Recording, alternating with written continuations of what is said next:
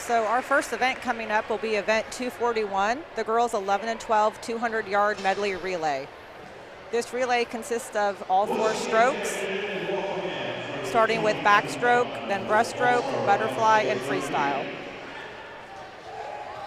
And we will be swimming 2 age groups together here, unlike some of the other sessions. We'll have the 11-12s up first, followed by the 9-10s. So there will be a few more heats than maybe if you had joined in some of the earlier sessions.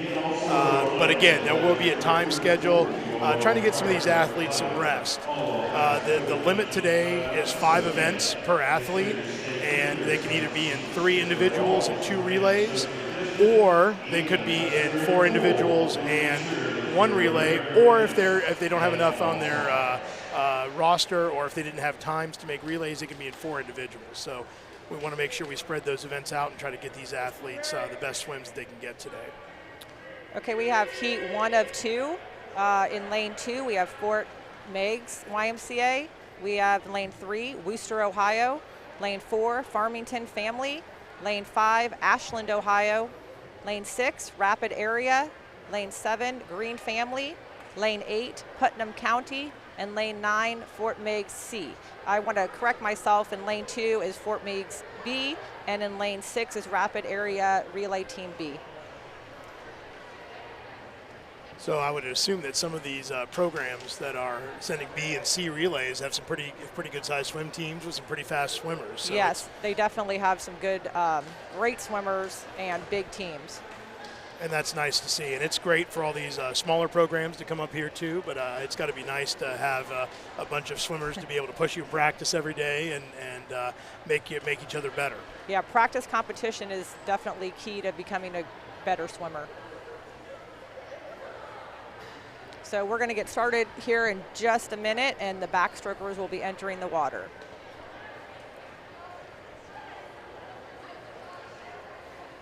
So again, a lot of you swim families probably know this, but if you're not quite as familiar with swim, when you qualify as a relay, you qualify as a team. You don't necessarily qualify as individuals on that team. So in their meets or whenever they did this, whether it was a dual meet sometime during the season or whether they had a championship meet, at some point in time, the relay had a qualifying time, which for this event was 2:05.89 for an automatic qualifier and 2:12.89 for a provisional qualifier, which means that maybe they were going to let you in, depending on the times. And so once that team qualifies, they can put whatever swimmers they want in the relay from that point in time.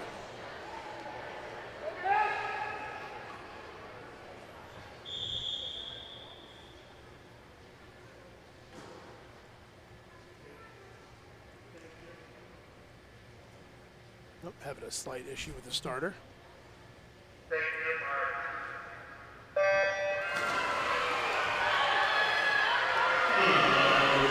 That is one interesting thing to note too. While this is an event of people, there are a lot of electronics and different type mechanical things that also have to go on, and occasionally those things do malfunction, like scoreboards or occasionally timers. So hopefully we just had our one malfunction for the session, and we're good to go from there.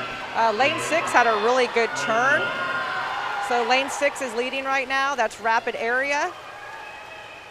And you can really see how the lead changes from swimmer to swimmer and from event to event. So they're into the breaststroke now, and lane 6 is still in the lead, but we'll see if they can hang on to that. And lane 5 is catching up here and passing lane 6. She has a high rate of turnover in her breaststroke. But then again, lane 6 just had a really good turn. They're neck and neck right now. Yeah, that's Ashland, Ohio in lane 5, and Rapid Area, in lane 6. It's great that you know all the technical aspects of this, Marlene. I'm a football coach and a track coach by trade, so while I can pick out who's in first, who's in second, and some of those things, my experience comes from watching my kids. I know you are a coach for the YMCA and some of the local summer programs, so it's great to have that expertise here as well. Yes, thank you. And I actually grew up swimming competitively since I was 5 with 3 older brothers, so that's helped immensely throughout my career, and I can luckily pass that on to my kids and other swimmers. That is a great skill, yeah. So lane 5 again. Yeah, great butterfly leg on lane 5 right there. So that first and second going into the last leg. Those two, there's a challenge from third place, but that first and second looks like those two are going to be pretty safe. Lane 6 is catching a little bit here. I keep forgetting to look back at the scoreboard because the last 2 meets I've been here, we haven't had the chance to see that. Yeah. Lane 6 is coming on right now. Lane 5 is going to hold on, I think. Just by a little bit, yep. So first heat winner was Lane 5 of Ashland, Ohio. And 2 was the Rapid Area, Michigan. Yeah, lane 5 dropped about a second, so. That's a good sign. That's a good sign. This morning, the 15 and overs were a little groggy at 6, 7 in the morning, but hopefully we'll get some great times here today. Yeah, I can only imagine that early in the morning for some of those teenagers. It was somber at times, but it was still good. We've seen a few early morning meets because of the meet setup, and I have a 15 and over, and correct. She was. It wasn't the most unhappy I'd seen her, but she was not enthusiastic about the 5 a.m. wake up this morning. Hey, at least it wasn't snowing. That's what made it a lot worse.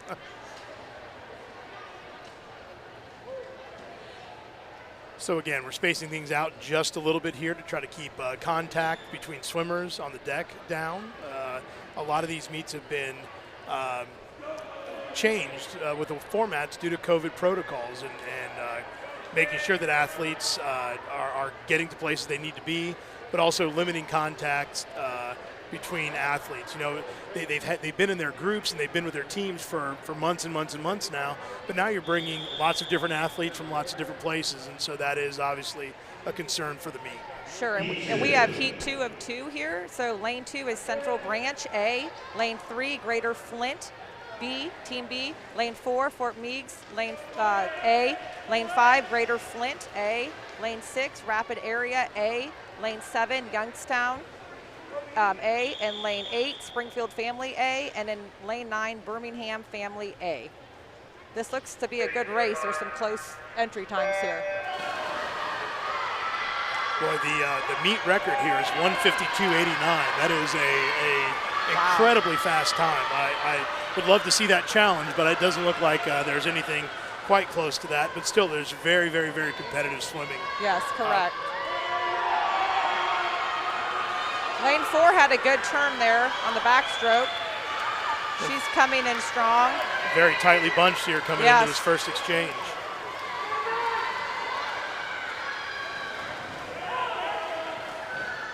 And again, experienced swimmers and experienced families probably know, but the rules for the exchange are that the swimmer going into the water has to keep at least part of one foot on the block while the other swimmer is in the water. And so as soon as they touch, as long as they have 1 foot on the pad, they are a legal start. As you can see, there's many different styles of breaststroke.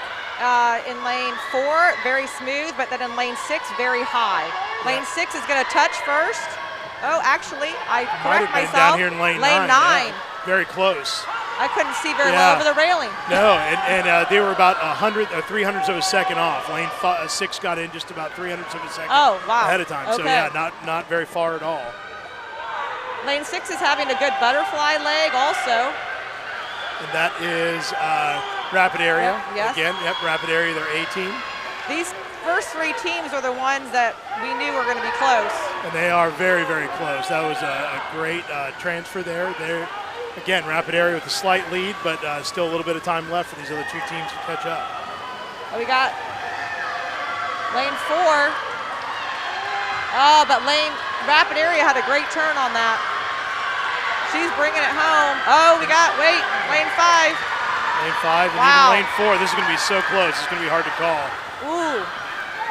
Wow. Great win for lane the Rapid 6, Area. Yeah. Rapid Area in first place. And I'm looking at the wrong one. Yep. Greater Flint in second place, and Fort Meigs ended up in third. All within 0.2 of a second of one another. And they all dropped time. That's fantastic. Now, as a track coach, I know that a 100th of a second is literally about the length of a nose. So any idea what that means? You know, what does a 1/10 of a second mean in swimming? How far is that? I kind of say a fingernail.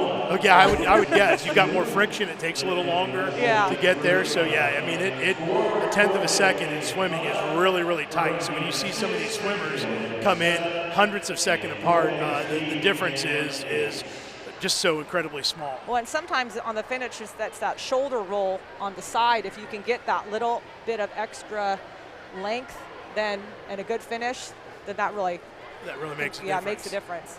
And the touch pads, again, the touch pads work by pressure. So when you go in and touch the touch pad, there are two conducting plates in there surrounded by air. And so when you go in and touch, if you hit a little harder or just a little faster, you make that connection, which sends the signal to the timer, and it stops the timer. So, you know, the person who gets in there and hits that pad the hardest, the fastest, that's the one who's going to register. And I always tell my kids that I coach that in the summer, hey, when you're at championships especially, you need to be hitting that hard. Yeah. You hit it too soft and it doesn't register, that's then you not leave the it to the best. backup timers. That's correct. You'll see the backup timers behind the blocks, and so their job is if for some reason the pad doesn't get touched correctly, they call it a soft touch at times, or maybe there's a malfunction, they have a button that they push, and they also have a stopwatch. And so the button is the backup, and the stopwatch is the backup to the backup. So you don't want to leave it to those timers. So here we go. The next event, I lost my number here, 261. This is girls 10 and under, 200-yard medley relay. In lane 2, we have Fort Meigs C. In lane 3, we have Lake County West. In 4, we have Lima, Ohio. Lane 5, Fort Meigs A. Lane 6, Birmingham Family. Lane 7, Springfield Family. And lane 8, Fort Meigs B.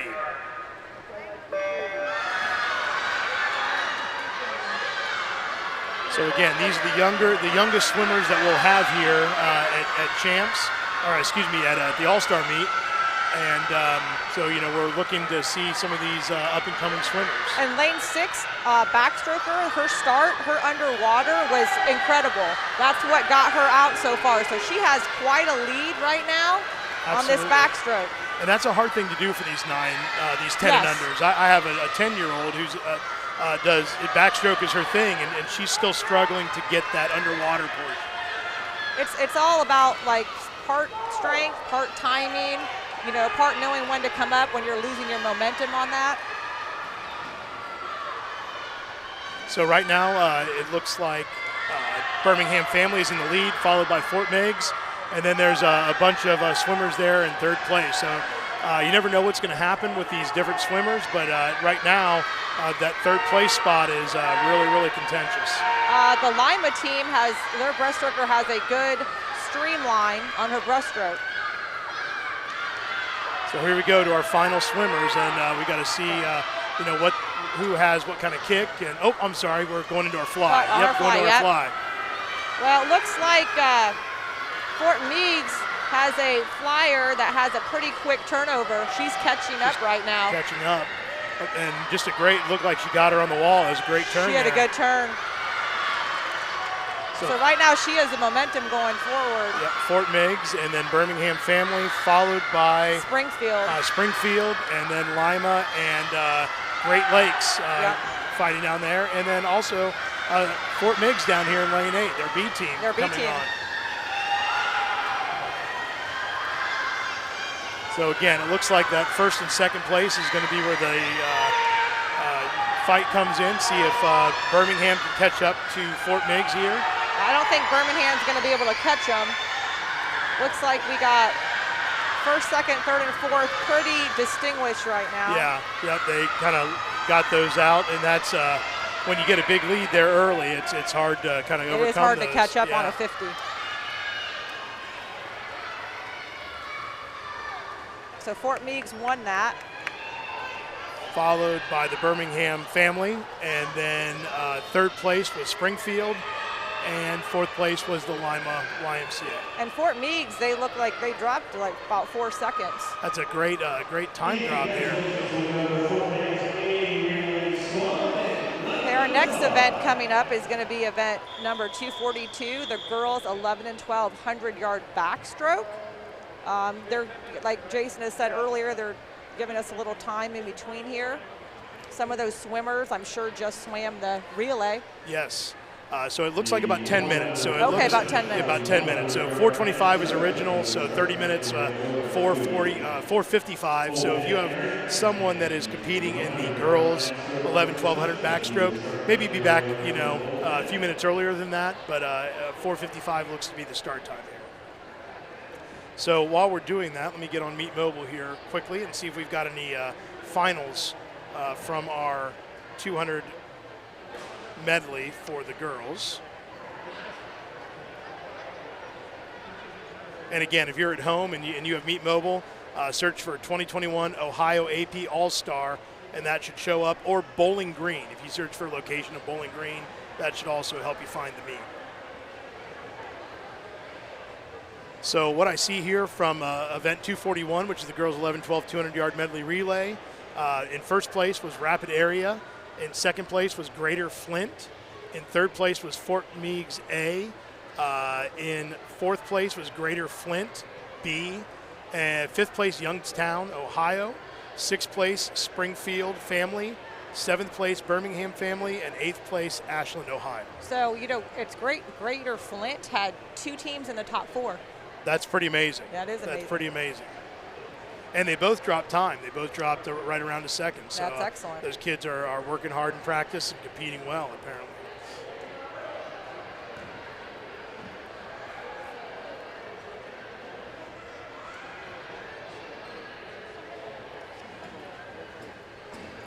So that was our first of 2 relays. We had one up front, which was the medley relay, and we'll have one more at the very end of the meet, which is the freestyle relay.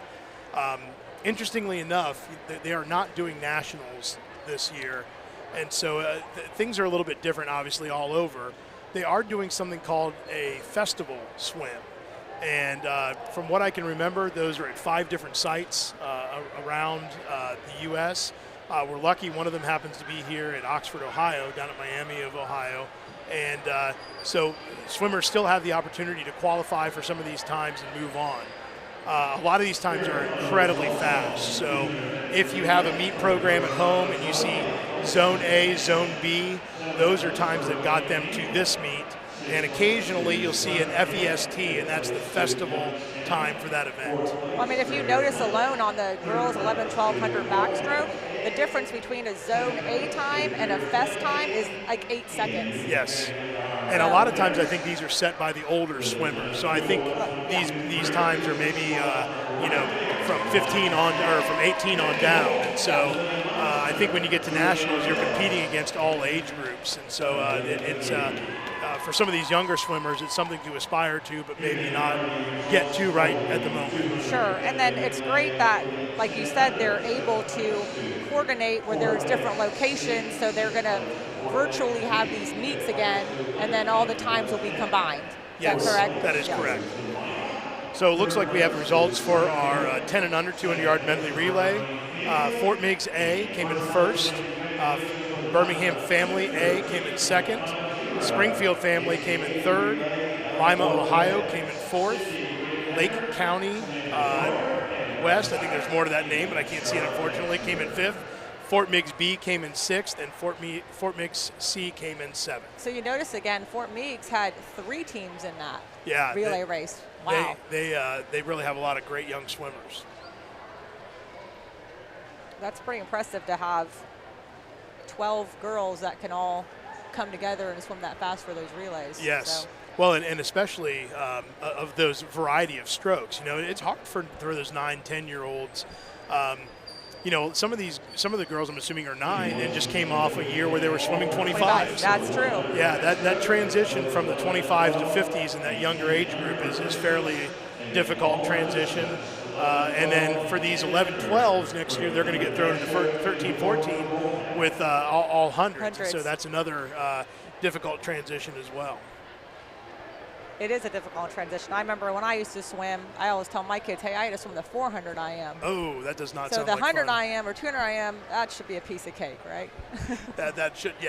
It does. None of it sounds like a piece of cake. It's not, but psychologically you tell them that. So it looks like some of the backstrokers might be starting to come out.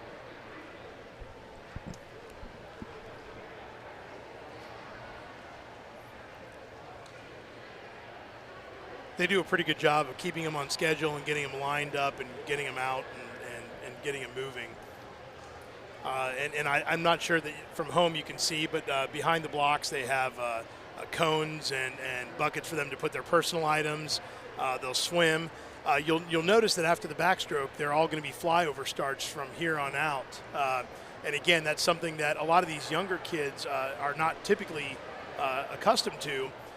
But a lot, at least in our area, a lot of them have been practicing these flyover starts because the thought is that it keeps down on deck congestion a little bit, and again, keeps the swimmers away from each other. And with the COVID protocols, a lot of the health departments appreciated that, I think. And I think, swim programs have done a lot to be able to adjust their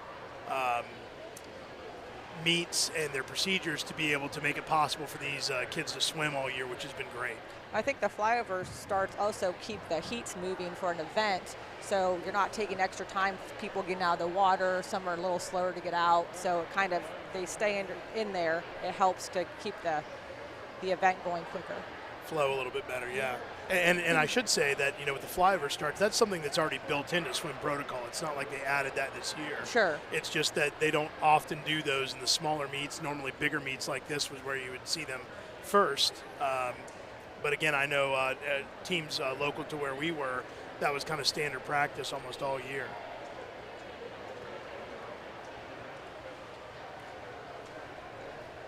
And since there are multiple swimmers that are swimming the maximum number of events, it's nice for them to have this break.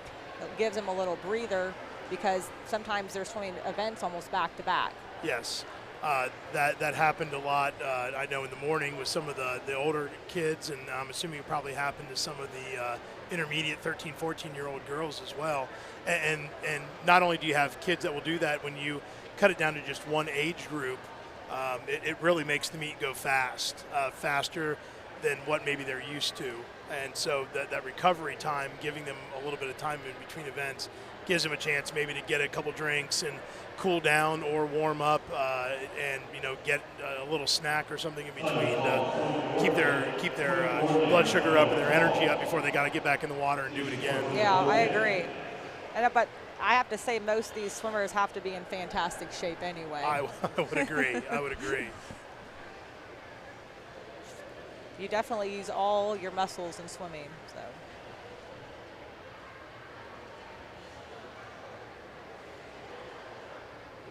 Yeah, we find with a lot of the high school programs in the area, and I'm sure all over the place, that you get a lot of kids who aren't necessarily natural swimmers that will join the swim team in order to keep their cardio up for track or for lacrosse or whatever their next sport is, because it is an all-around great body exercise, and it does help keep them in shape for whatever their next season is. So you get those kids on top of your regular swimmers, and that can make for a great swim team and a fun swim team for the high school too. Well, not only just physically, but even the breathing aspect of swimming helps in other sports, running, football, anything, because you have to have that controlled breathing in swimming. Absolutely. And that breathing pattern. So I feel like with other sports, it keeps that breathing pattern, steady and not, getting out of hand. Yes. So. And while you can breathe whenever you want in football and some of those other sports, swimming, you're a little bit more restrictive. It helps to have that lung capacity too. It does. I mean, that's a big part of it. So here we are. We're getting ready to start our girls 11-12 backstroke. Heat 1 of 3. In lane 1 is Katie Salmon from Green Valley. In lane 2, Lila Holtgren from Niles Buchanan. And in lane 4, Katie Salmon. Lane 5, Kyla Holgren. And lane 6, Brindley Triplett from Ashland area.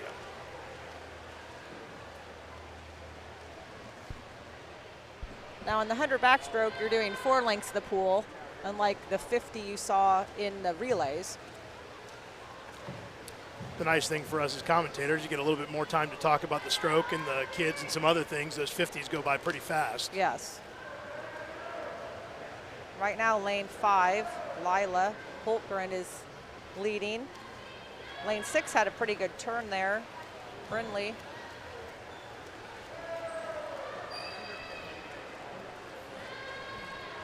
So obviously the distance is more imposing when you get here, but you also have 3 turns that you have to accomplish. So if your turns aren't, you know, where they need to be, that can also slow you down a lot, in spite of, as well as going the farther distance. And for those who don't really know much about maybe the backstroke, you have these flags you see, and they have to have a certain stroke count to get into the wall for their turns and their finish. So that's really important for backstroke turns and the backstroke finish, because you don't want to slow down into the wall. Lila Holtgren took first place in that one with a time of 1:10.99. So here we have heat 2. And in lane 1, we have got Quinn Norlander from Birmingham Family. In lane 3, we have Maggie Holt from Rapid Area. In lane 3, Emmy Scribben from Springfield Family. And in lane 5, we have Lola Durr from Springfield Family.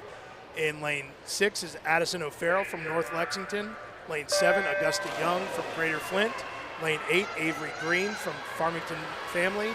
And lane 9, we have Katie Kaplinger from Huber Heights. And I'd say that was a fairly even start for the most part. We'll see the turn. We got lane 2. And lane 6 that had good turns, but here comes lane 5. Lola Durr, I should say. Looks like she's gonna touch lane, oh, I'm sorry, I forgot it was 100. But she did touch first. Her split time was the fastest here. She has a pretty high rate of turnover on her arms. Lane 6 is a little smoother and more powerful. A lot longer strokes. Yes. Again, it's so interesting to see individual styles because they're all doing the same stroke, but it doesn't always look the same. And this doesn't, strokes are, they work different for different people too. Sometimes depending on maybe how big or small you are. Sure, so it looks like Lola came in first. Lola Durr from Springfield Family, followed by Addison O'Farrell from North Lexington. And Lola looks like she dropped a little time, about almost 2 seconds, or a second and a half. So that's fantastic. We should also mention that, again, you were saying the difference in some of these cuts. The festival cut for the girls 100 back is 1 minute .27. So that's moving at a high rate of speed for these girls. Yeah. So heat 3 of 3, our fast heat, we have Holly Hinneman, Colleen Hildebrand, Olivia Steinmetz, Morgan Schimmler, Paige Berkey, Avery Sharp, Quinn Heesmuth, and Lillian Carilli. Sorry if I mispronounced these. I noticed on some of these starts too, some of the girls use the bar underneath the block and some of them use the wall. That's like a preference of a swimmer. Sometimes I feel like you can sometimes curl up more if you use the wall, but everyone's different. And I noticed too that a lot of them try to get that back arch and get themselves out of the water when they're coming off those blocks as well. Morgan is ahead right now, coming into her turn. So again, what are the rules about a turn for backstroke? Because I noticed they flip over before they do their turn, so there must be something about the rules for those maybe who aren't as familiar with swimming. Well, when you flip over and you use that little one arm kind of pull, you have to have continuous motion into the wall, because if you don't, then you can be disqualified. And I know that's where a lot of those younger swimmers moving from a 25 to a 50 struggle with that in that jump from 8 to 9, 10. And that's why it's so important for your flag count and knowing that, because if you mess that up, you can mess your turn up. So Morgan Schimmler did end up taking first place there, but unfortunately our clock stopped, so we will have to look at Meet Mobile for that, but we do know that Morgan did finish in first place. So hopefully this is just a temporary glitch, but we will see if it comes back on. If it does not, I'm sure we will move to our temporary scoreboard as quickly as we can. We have event number 262, girls 10 and under, 100-yard backstroke. In lane 2, we're going to have Quinn Bublik from Fort Meigs. Lane 3, Elena Griffith from Springfield Family. Lane 4, Rory Grimkowski from Greater Flint. Lane 5, Haley Coleman from Greater Indianapolis. Lane 6, Delaney Conkle from Springfield Family. Lane 7, Tara Gibson from RC Durr Family. And lane 8, Solana Betskakos from Green family. Girls 10 under backstroke. Stephanie Cliffs. The record for this event is a 104.25. Wow, that is. My daughter had hit about a 113 earlier this year. We thought that was moving pretty good, but well, a that 104, still is moving great. I can't imagine how fast that looks for a 9, 10-year-old. And that was actually only in 2019. Wow, yeah. so that was two years ago. Yeah. So pretty recent. I will have to look for that name. I wish I'd have seen that and see if we saw that name in the 11-12s, but I don't recall that name, but it's possible maybe they didn't end up making it this year. Yeah, correct. And by not making it, I mean actually couldn't physically make the meet.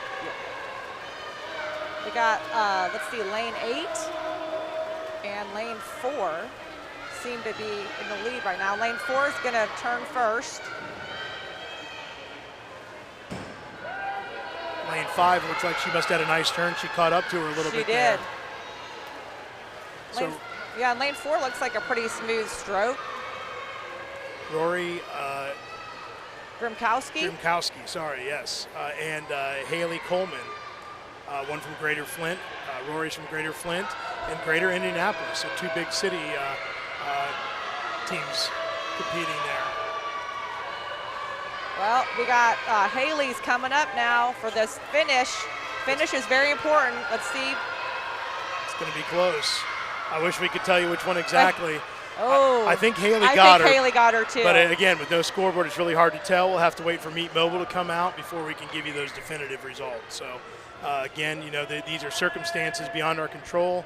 A lot of these big scoreboards like this are electronically controlled by pretty complex computer software. So it could be a scoreboard glitch, it could be a software glitch, it could be one of many things. So we'll keep you up to date as best and as fast as we can. Okay, we have heat 2 of 2. In lane 2, we have Samantha Schroyer from Fort Meade. Lane 3, Cher Sroof from Miami County. Lane 4, Ava Scott from North Canton Community. Lane 5, Malin Murphy from Birmingham Family. Lane 6, Carrie Diller from Lima, Ohio. Lane 7, Delaney Snodgrass from Parkersburg. Lane 8, Brooklyn Koontz from Springfield Family. And lane 9, Brooke Brayton from Grand Traverse Bay. And I'll have to say, I apologize if you heard me hoot and holler there. I tried to turn off my mic and yell, but my 10-year-old is swimming in this event, so I won't hoot and holler for her anymore, but I'll certainly be rooting for her on the inside. Yeah, Carrie Diller, his daughter, is in lane 6.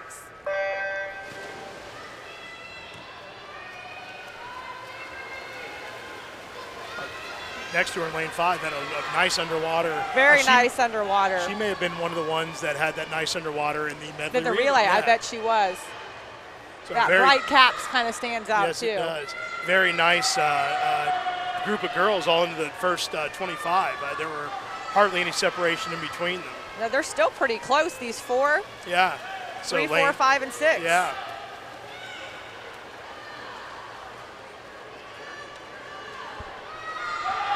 I think it's hard on those, extra 2 lengths here to get those underwaters consistent because they get tired. They get tired, yeah. It's a long way for some of these younger ones, yeah. We have, let's see, lane 3. Lane 3, 5, and 6 it looks like right now. So we'll see how that changes here in the last 20 or so, well, a little bit less than that, about 15 meters. So I'm imagining lane 3 is going to be dropping quite a bit of time coming in here too for her compared to her seed time. So we got, 3, 5, and 6.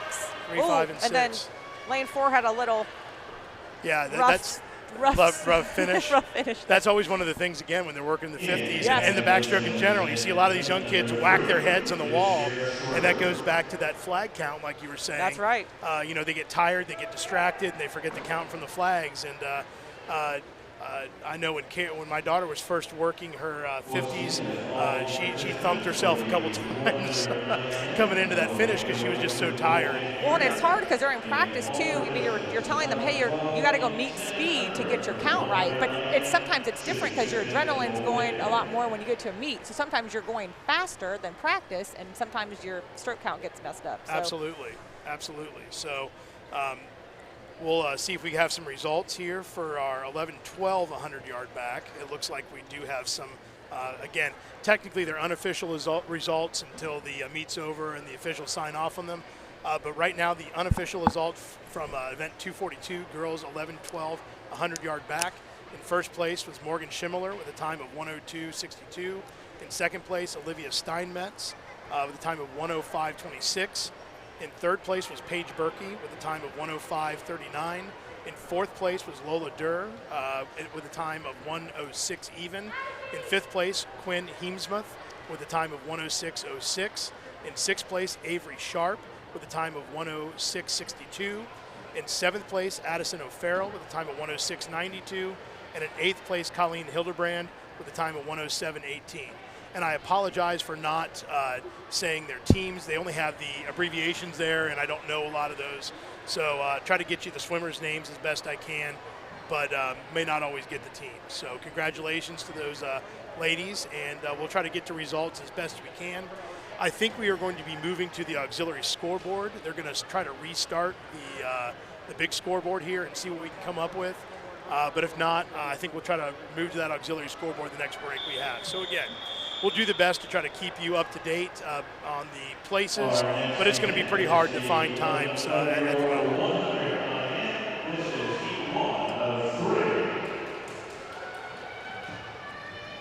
So we have event number 243, the girls 11 and 1200 yard IM.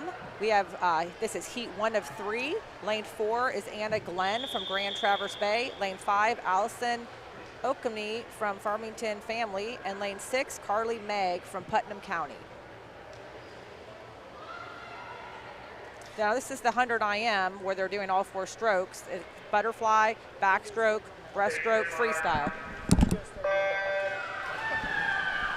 Lane number 4, we have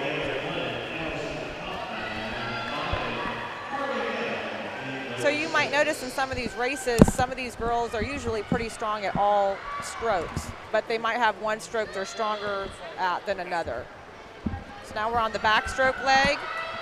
Basically, it's like a 25 sprint of each stroke. Yes. And so again, this is kind of interesting. The 200, I think we'll have two. Do they do a 200 at this age? I don't think they do yet. Not even 11, 12. No. So, with the older kids, you really can see the difference in those 50s about which are their strong and weak strokes. Yes. And to a lesser extent, maybe you can see that with the 25s. But each individual swimmer usually has a primary stroke and then a secondary one, and then those other two. It just kind of depends on their proficiency at those. Now here we come to the end of the breaststroke. We got lane 5. Allison seems to be in the lead. Carly's pretty close to her. Looks like Allison's going to win this first heat. So Allison, and then Carly, and then Anna in heat 1. So we have heat 2 coming up. Lane 2 is Cece Schaff from Lima, Ohio. Lane 3, Carmen Lewis from Tiffin Community. Lane 4, Kaylin Coker from Louisville area. Lane 5, Ainsley Gump from Battle Creek Family. Lane 6, Leah Clogus from Louisville area. Lane 7, Samantha Memmer from Birmingham Family. And Lane 8, Olivia Camp from Birmingham Family. As you notice, they did the flyover start Yes. on these IMs. There's the butterfly. Lane 4 looks like she's a strong butterflyer. Yeah, I always think when again, not having a strong swim background other than watching kids, the butterfly just seems like it's got to be one of the toughest ones because you've got to be so strong and you've got to coordinate your kicks. Well, yes, it definitely takes a lot of rhythm and coordination for, I'd say, butterfly and breaststroke a lot. Yeah, and the breaststroke seems like you want to be very physically strong. And the timing is big. Timing's really big, and your legs do a big part of that, propelling you forward with that kick. I always think my oldest daughter likes the breaststroke because she can breathe all the time. Yeah, well, that is, you know what? It's funny because a lot of kids do like it because they think it's easy, but it's really not unless you have to put the effort into it, and then it's really a hard stroke. Yes. Well, and I noticed that when we're on the computer and we get the DQ slips, that breaststroke and the butterfly tend to be the ones where you get a whole bunch of those because of the technical aspect. Yeah, definitely. So coming in first was lane 4. Yep. Kaylin Coker. Coker. Coker. Okay, I apologize for that. From Louisville area. We're starting to get an auxiliary scoreboard up here, so hopefully we'll have some more things for you here in the next few minutes. I also heard that there might be a chance that the main scoreboard comes back. There was some updates going on with Windows, and if you're a Windows user, you know how that works sometimes. Okay, we got heat 3 of 3, lane 2, Cameron Folks from Greater Flint, lane 3, Megan Zhu from Beaumont Center Family, lane 4, Bridget Gherkin from Fort Meigs, lane 5, Anna Helmuth from North Canton Community, lane 6, Lila Glenn from Grand Traverse, lane 7, Morgan Scheimuller from Lima, Ohio, lane 8, Addie Hine from Rapid Area, and lane 9, Reese Stewart from Ashland, Ohio. Morgan's in here again. She just won the 100 backstroke. That's a fast turnaround. That is a fast turnaround. That's what I was just getting ready to say. Yeah, that's pretty intense to do that. So, but I know she's been practicing those quick turnarounds all year, which has a lot to do with it. Yeah, the virtual meets, when everyone kind of couldn't get together to have dual meets or tri-meets or invitationals, actually was good practice for these meets because they went very quickly. They did go very quickly. So, which we're kind of spoiled at. Yes, that did make sort of some nice quick afternoons at times. Looked like lane 5, Anna from North Canton came in first there on the first 50 and got a pretty good battle for first and second, and then the third place. There's a bunch of swimmers grouped there. There are a lot of ones vying for that third place position. So Anna still holds the lead with Lila next. I do wish we could see their times. Yes, yeah. I have a stopwatch here, but I'm not going to attempt to try to time this thing, so I know I'll be way off, and I'm not going to make anybody mad. So Anna, Lila, and then looks like, boy, that third Bridget, place, yeah. Bridget or Addie. It was third and fourth. It was too close to call. Yep.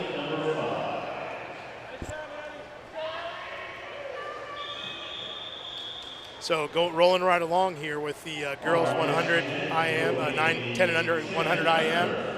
They are ready to go on deck. They're going to just do some flyovers here, and if we get a chance, we might take a break after this, but the timing works out with this fashion. So some girls get breaks and other girls maybe not as big. So it looks like we have 2 swimmers going here.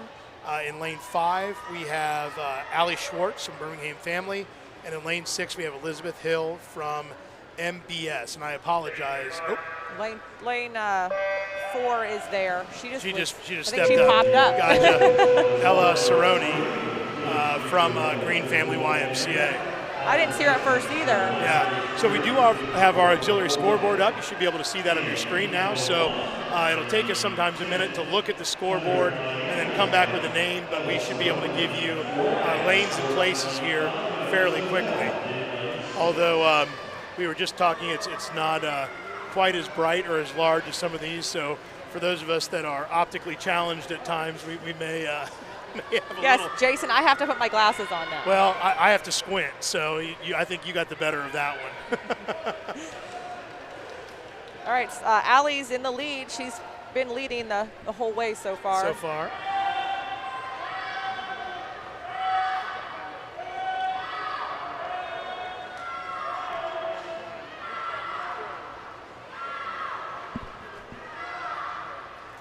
As you know, for some of you that aren't swimmers or don't know the lingo, on the butterfly and the breaststroke, you have to touch with 2 hands. That's a good point. That is a technical point that a lot of the younger swimmers will get disqualified on, and even some older swimmers will occasionally forget. Well, sometimes the older swimmers, like, there's certain ways you can touch, so sometimes they are going with 2 hands, but they're trying to swipe so quickly, they sometimes miss.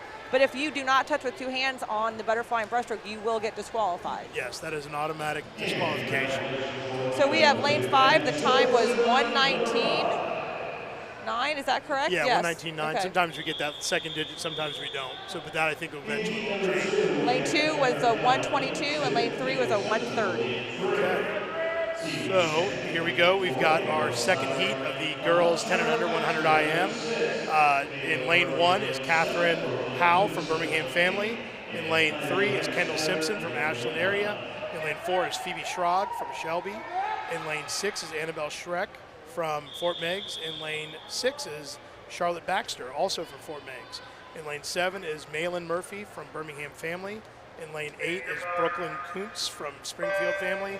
And in lane 9 is Ivy Rastatter from Springfield family as well. So Springfield family and Fort Meigs very well represented in this final heat.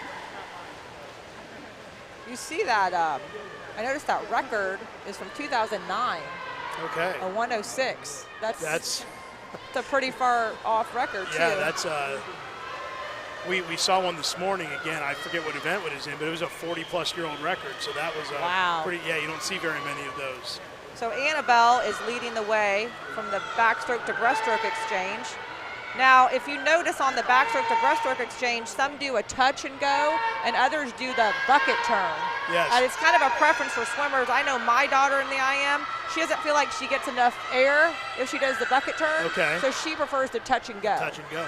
And there's also a third one that I've been seeing called a crossover that maybe is a little bit newer. Yes, correct. And maybe it's not newer, but it's not one that I'd ever seen much before this year. And so. I don't see it a lot. Yeah, I've heard a few of those. Or do the older swimmers use it more? Older swimmers maybe use it more, but again, I have a 15-year-old that's a breaststroke's kind of her thing, and she's sort of starting to look at that as we go through. Okay, well, let's see. She touched with a 112.78. She had quite a lead on that IM. She did. That was Annabelle Schreck from Fort Meigs. And then in second place was lane 4, which was Phoebe Schrag from Shelby County, Ohio. So it looks like we may have a quick break here before we start the 100 freestyle. So just to update you on some things, in the girls 100, 10 and under 100 back. In first place was Cher Strophy. And I apologize, I probably butchered that, but that was her first place. Malin Murphy in second place with the time, Cher's time, is 110.54. I know you didn't get to see those. Malin Murphy's time was a 111.04. Carrie Diller was in third place with a 111.39. Ava Scott was in fourth place with a 112.75. Delaney Snodgrass was in fifth place with a 113.99. In sixth place was Brooke Brayton with a 115.10. In seventh was Brooklyn Kuntz with a 115.23. And in eighth place was Haley Coleman with a time of 117.89. So congratulations to those 10 and under girls. Coming up here, we're going to have the girls 11 and 1200 yard freestyle. Now, if you notice, there's more heats of these freestyles. There's 5 total heats, and they're doing four lengths of freestyle. So sometimes these turns make a big difference. Absolutely, absolutely. We'll update you really quick on the IM. It looks like we have some results there too. So in event 243, the girls 11, 12, 100 IM. Anna Helmuth in first place with a 103.12. In second place was Lila Glenn with a time of 103.39. In third place was Addie Hine with a time of 106.38. In fourth place was Bridget Gherkin with a time of 106.49. In fifth place was Cameron Folks with a time of 107.20. In sixth place was Megan Zhu with a time of 107.34. Tied for sixth place, you don't often see that with automatic timing, you don't. Was Reese Stewart with a time of 107.34 also. And in eighth place was Kaylin Coker with a time of 107.53.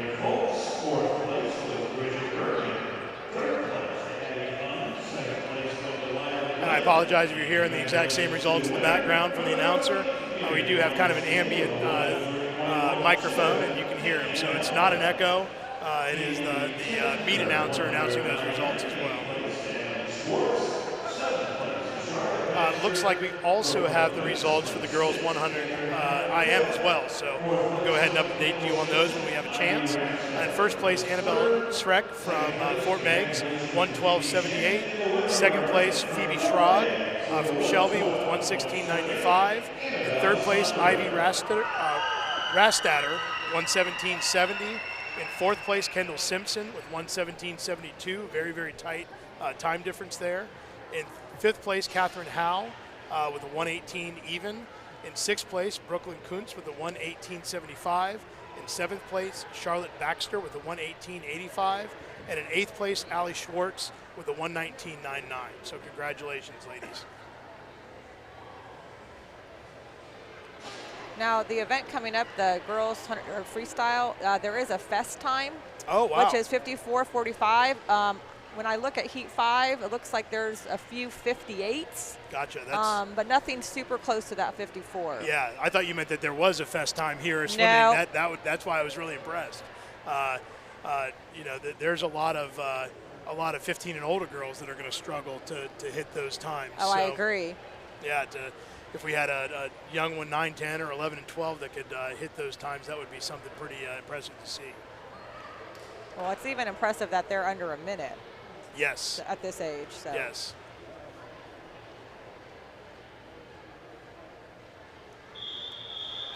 Looks like they're getting ready to call the swimmers out. Short break. So yeah, if you have a swimmer that's good at the 100 backstroke and good in the IM and good at the 100 freestyle, that's a quick turnaround. Boom, I mean, you don't give you a whole lot of time to rest. So as a coach, I'm sure you have to think about that and what those events are if they're going to swim all those. So heat 1 of 5, we have lane 4, Abby Nelson. Lane 5, Mallory Hughes. Abby is from Putnam County. Mallory's from Elkins, West Virginia. Lane 6, Samantha Beckett from Putnam County. So we have 2 Putnam County girls in this heat. And I think I looked in the first session this morning, and I think the YMCA, during breaks, I was checking out Google Maps to see how far people had to go because, it was started at 7 in the morning, so, who was staying in their beds and who was staying in hotels. And the farthest YMCA I found from here was about 4.5 hours. But I checked Elkins. No, I'm sorry, it wasn't. It was one of the Virginia, and I think it was Virginia. Elkins. Yeah, yep. Elkins, West Virginia is about a 6-hour drive. So that's a really dedicated swim family. I'm not sure whether they drove up this morning, which would have been quite a drive. I hope not. I hope not either. I hope they found a place and stayed at a hotel. But again, you compete tonight, and we're supposed to be done here around 7:45. So you headed back home for a 6-hour drive late tonight, or you're staying in another hotel again. So that's always kind of a fun thing too. I know in some of these meets where we get to go different places and see different pools and stay different places as well. So lane 5, Mallory is going to touch first in a 106.16. So dropped a little bit of time there. Yep. That's good. So now we're going to have heat 2 of 5. Lane 2 will be Paige Ritchie from Grand Traverse Bay. Lane 3, Taylor Robinson from Lenawee County. Lane 4, Maddie Martigue from Youngstown, Ohio. Lane 5, Anna Kalhofer from Wabash County. Lane 6, Lillian Anger from Elkins, West Virginia. Lane 7, Maddie Scarlato from Rapid Area. Lane 8, Emma Rich from Green Family. And Lane 9, Lila Holtgren from Niles Buchanan.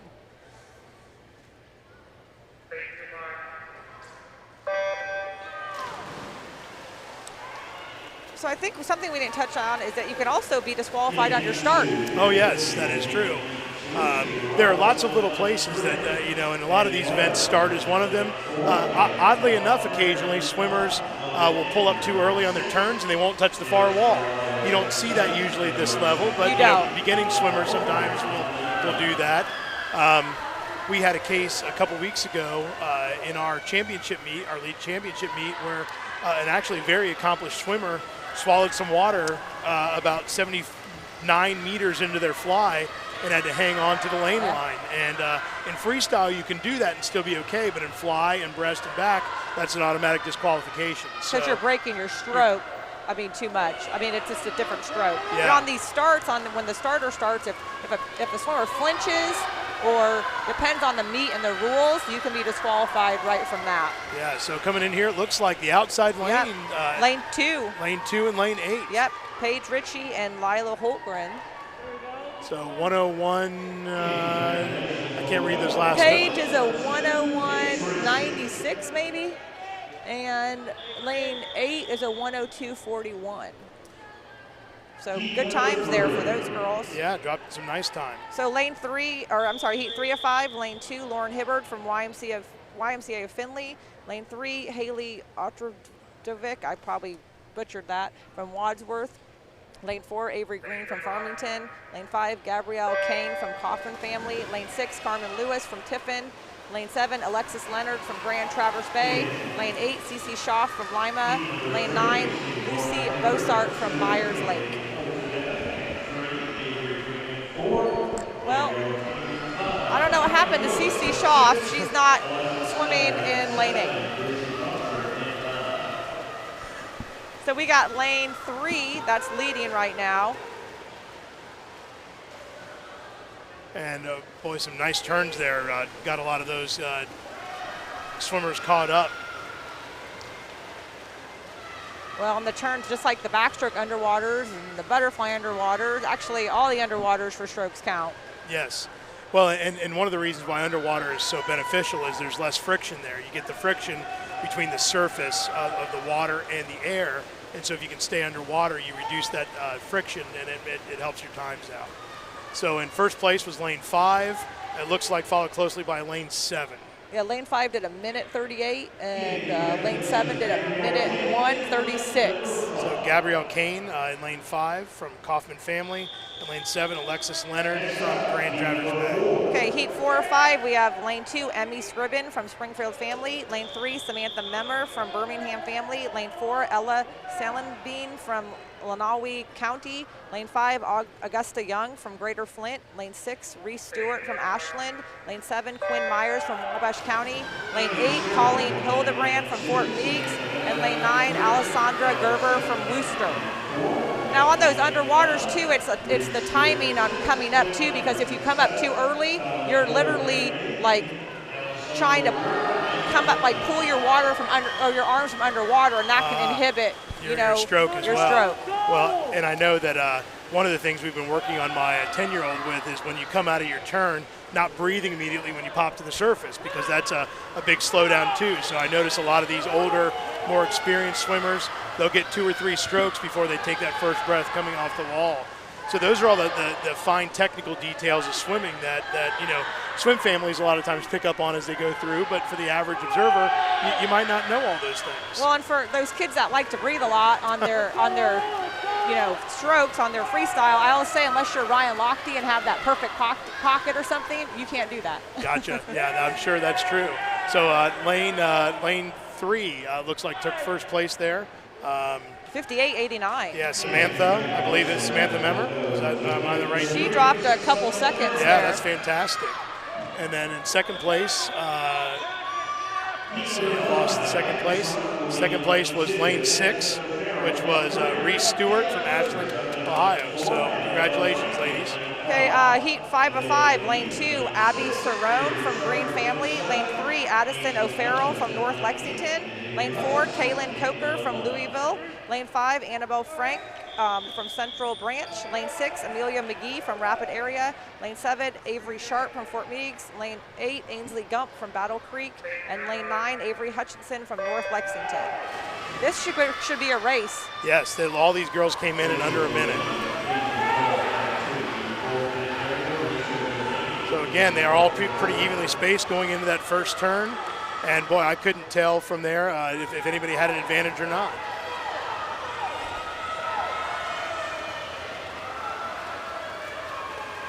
So coming into our first 50, again, it's a very tight race. There are about 6 athletes who could pull all these out. These turns are going to make a big difference. But it looks like lanes 4, 5, 6, and 7 are all pretty much dead even. Lane 3's in there too. Yeah. Lane 3 is Addison O'Farrell. Let's see about this last turn, could make a big difference.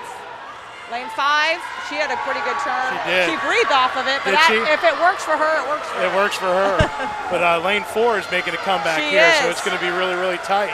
I think lane 5 is going to pull it out. I think oh boy, it's going to be close. Oh boy. Yep, lane 5. Lane 5. 57.96. To 58.02. So again, 600ths of a second. That's a very, very tight race. That was a great race.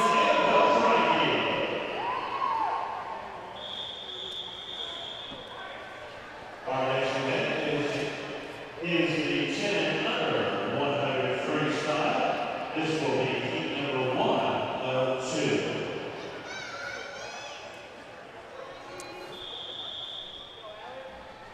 So here we go in the event 264, girls 10 and under 100 freestyle. In lane 1, Lila Candle, I believe, from Louisville area. Lulu Flynn from Greater Flint.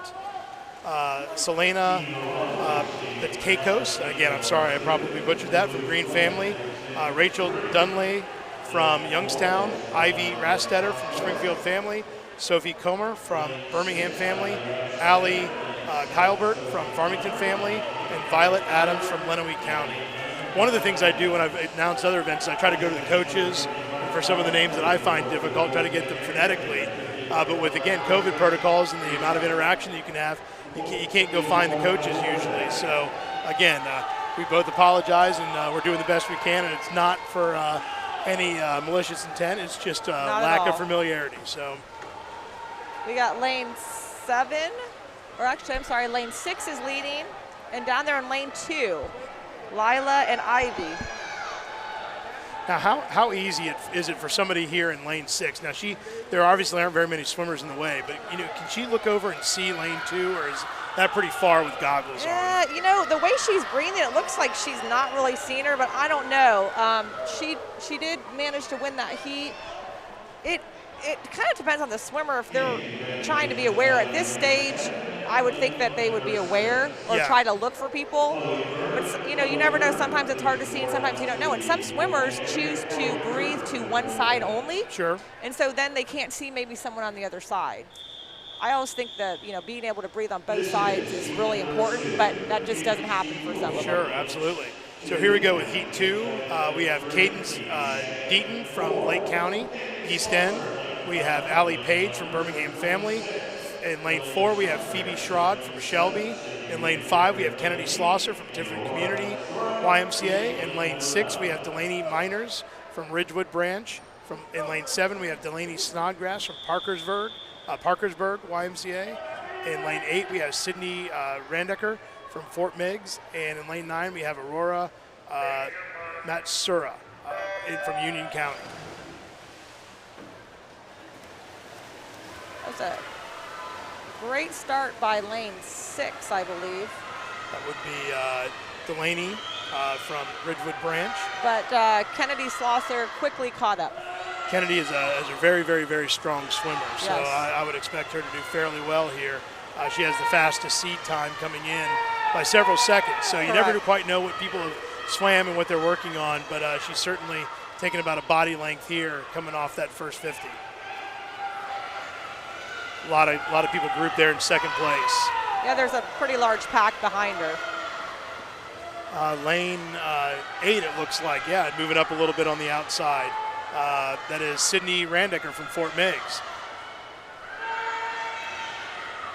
Actually, I think it's Delaney Snodgrass. I know, sometimes I get mixed up with the lanes, like 7 right here. But it looks like Kennedy's going to take first, but in lane 6, she caught up. She did. She did a nice job of closing there at the very end. Lane 6, Delaney Miners. Again, hopefully I pronounced that correctly, from Ridgewood Branch was second. Kennedy Slosser from Tiffin Community in first place. And Kennedy dropped, I think, about a half a second, maybe a little bit less than that, but did a great job dropping some time in that event.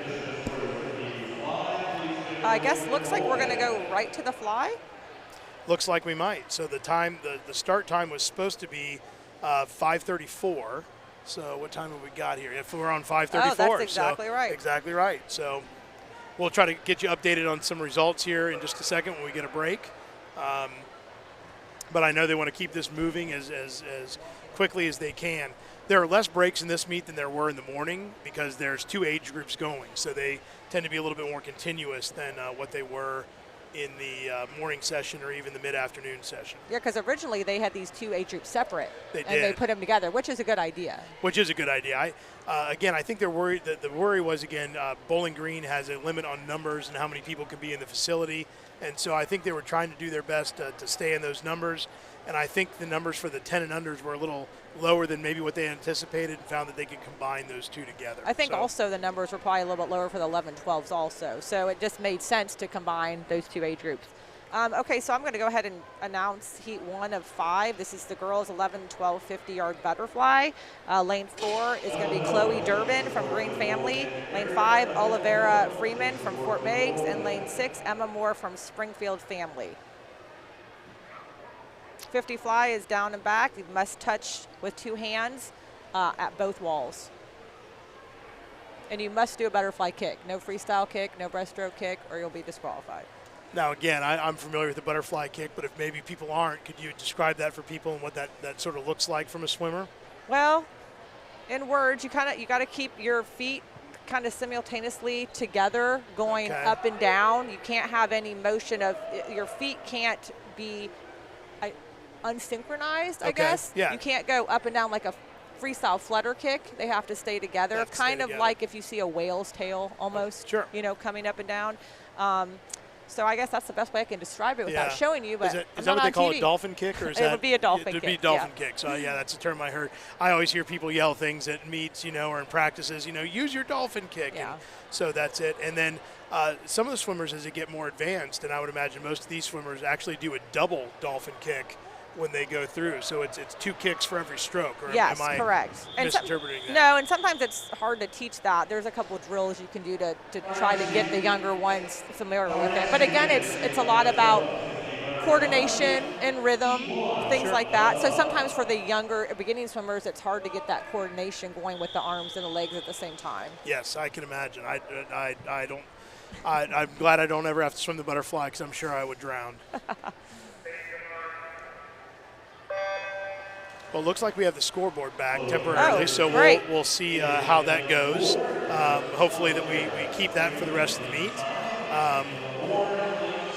But again, it was nice to have the auxiliary scoreboard. We ought to give props over here to Kelly Franzalia and Jeff Bolus for doing all of our behind-the-scenes tech work and keeping all these things running. So we really appreciate those two, keeping the live stream going and all the different camera angles. And when the scoreboards work and when they don't work, those are the ones that are helping out there. So Chloe Durbin finished first there with a 32.32. She dropped a couple seconds. And I believe Emma Moore was second with a 33.18. So both those girls dropped some time. Yes. Okay, heat 2 of 5 is lane 2, Tess Bublik from Fort Meigs. Lane 3, Estella Gandy from Ashland, Ohio. Lane 4, Bella Narcellus from Springfield.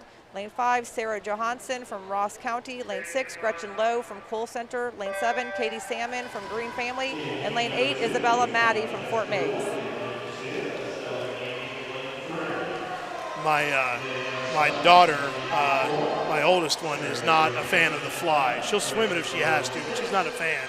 And at one point in time, I think she used the phrase "active drowning" when she was doing the fly. So now I've seen her swim, and she is not actively drowning. She is not, but that's how she tries to get out of it. Yeah, I can see that.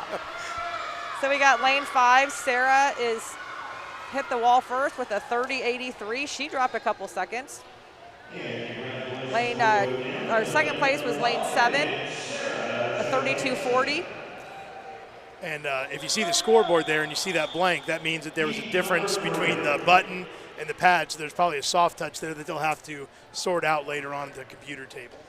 So heat 3 of 5 is lane 2, Mallory Hughes from Elkins, West Virginia. Lane 3, Niji Eisenhart from Benton Harbor. Lane 4, Sanai Brown from North Lexington. Lane 6, Lauren Hibbert from Findlay. Lane 6, Olivia Camp from Birmingham. Lane 7, Loli Yachai from Greater Flint. Lane 8, Haley Garrett from Lancaster. And lane 9, Braylee Sloan from Ashland. So we do have lane 6 open here. So you never know quite why there are lanes open. It could be that they're saving it for another event. It could be that they have to be replacing, they have to put them in a relay instead. So there are a variety of reasons that maybe there's a lane open there. Well, I did find out why my daughter missed her 100 free. I guess she had a nosebleed. Oh, geez. Yeah. Well, hopefully she's okay. Yeah, I'm sure she's got to clean herself up. Finishing first in that heat was Lauren Hibbert from Findlay YMCA, and finishing second was Lali Yapchai from Greater Flint. Okay, heat 4 of 5, lane 2, Ann Young from Tiffin. Lane 3, Lucy Bossart from Myers Lake. Lane 4, Iris Weistein from Fort Meigs. Lane 5, Olivia Steinmetz from Tiffin. Lane 6, Ella Miller from Youngstown. Lane 7, Gwen McLaughlin from Greater Flint. Lane 8, Quinn Norlander from Birmingham. And lane 9, Katie Kaplinger from Huber Heights.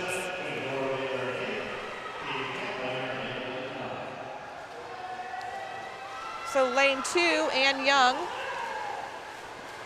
And then Gwen McLaughlin. She looks 7.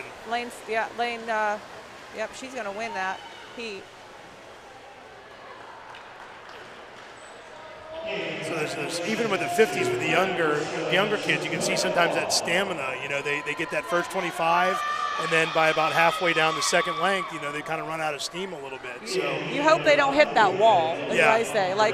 Then it's like they can't go any further. Heat 5 of 5, lane 2, Lillian Pumford from Greater Flint. Lane 3, Annabella Frank from Central Branch. Lane 4, Bridget Gherkin Fort Meigs. Lane 5, Morgan Schreemuller from Lima. Lane 6, Paige Berkey from Fort Meigs. Lane 7, Abby Cerrone from Green Family. Lane 8, Megan Zhu from Beaumont Center. And lane 9, Juliana Mills from Rapid Area. I think this is Morgan's third event. The third event in a very short amount of time. And I think even Bridget Gherkin, I've seen her name a few times. I don't know all these names, but I would agree. And actually Paige Berkey. Yeah, and I've seen Megan Zhu's name a couple in there, a couple times in there as well.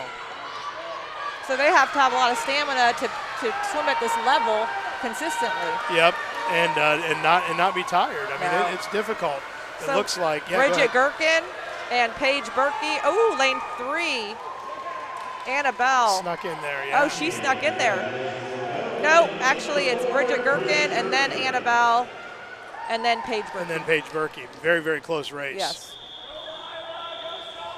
So we're starting the 10 and under 50 butterfly, 3 heats. So in lane 1 is Lila Solomon. Lane 2 is Ella Wilhelm. And again, Lila is from Birmingham Family. Ella is from Lake County, West End. In lane 5 is Sophie Comer from Birmingham Family. In lane 6 is Ella Cerrone from Green Family. In lane 7 is Sydney Folks from Greater Flint. And lane 8, Lily Stannert from Fort Meigs. Well, we had a false start. I don't know what she heard, but she's not stopping. So they might switch heats around to give this young lady a chance to rest. Sometimes they do that. I'm not really sure. And the official tried to get her, but she didn't hear. Yeah, it's tough when you get in that water because you are so focused.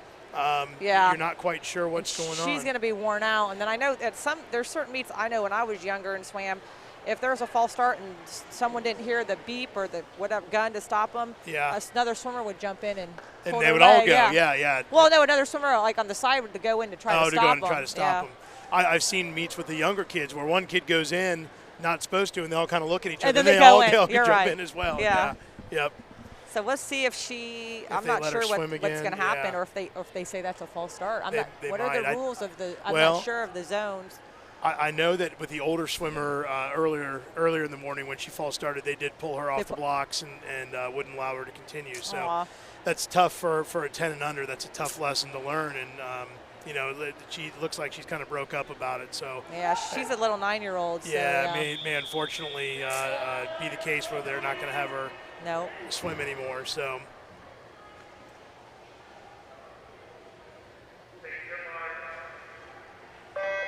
And that's got to be tough as a coach to, console those kids because they've worked really hard to get here, even at that age. Well, things happen, unfortunately. Stranger things happen. Yes. So hopefully if she has another event, she'll bounce back. Yes, absolutely. So let's see. Lane 4 had a good turn. So sorry about these times. So Lucy Swoll from Birmingham Family in lane 2. Bristol Carroll. Oh, no, I'm sorry. This is still heat 1. Yeah, we're still heat 1. Yeah, so we read all those names. So Ella won that heat. Ella Wilhelm won in first place with 34.44. And then Lila Solomon took second with a 35.49. And they stayed focused. The rest of those swimmers stayed focused. They some of them dropped some pretty nice times. Seconds.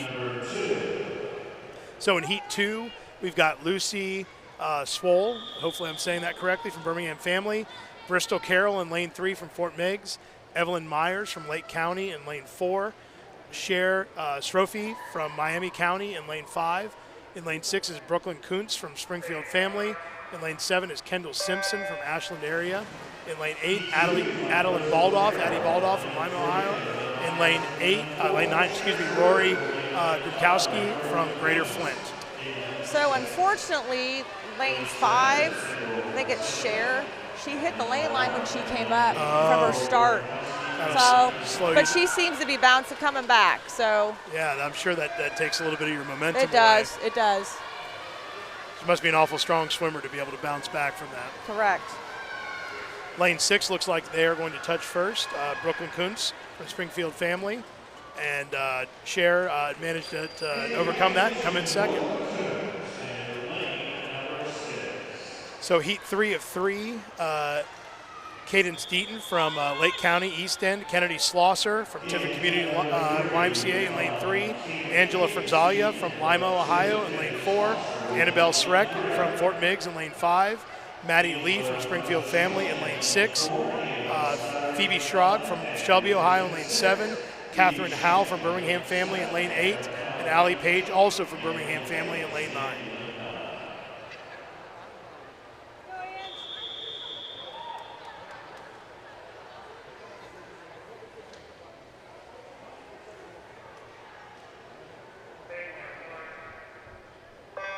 Should be a fairly tight race. These girls all have times very similar to each other. There's a 31 and a 32, but a lot of 33s in here. Looks like lane 4 right now is leading. Lane 6 is close. A lot of touches. I'd say 4 and 6. A lot of touches there all at the same time. Well, lane 5 had a good turn. Lane 5, that's Annabelle Sarek from Fort Meigs. I think Annabelle, well, Angela's coming up. Well, it's going to be tight there for second. Yep. Okay. I think Angela took second. She did get second. Good great time. Yeah, great time drops there. So Annabelle Sarek took first place from Fort Meigs, and Angela Franzalia from Lima YMCA took second place.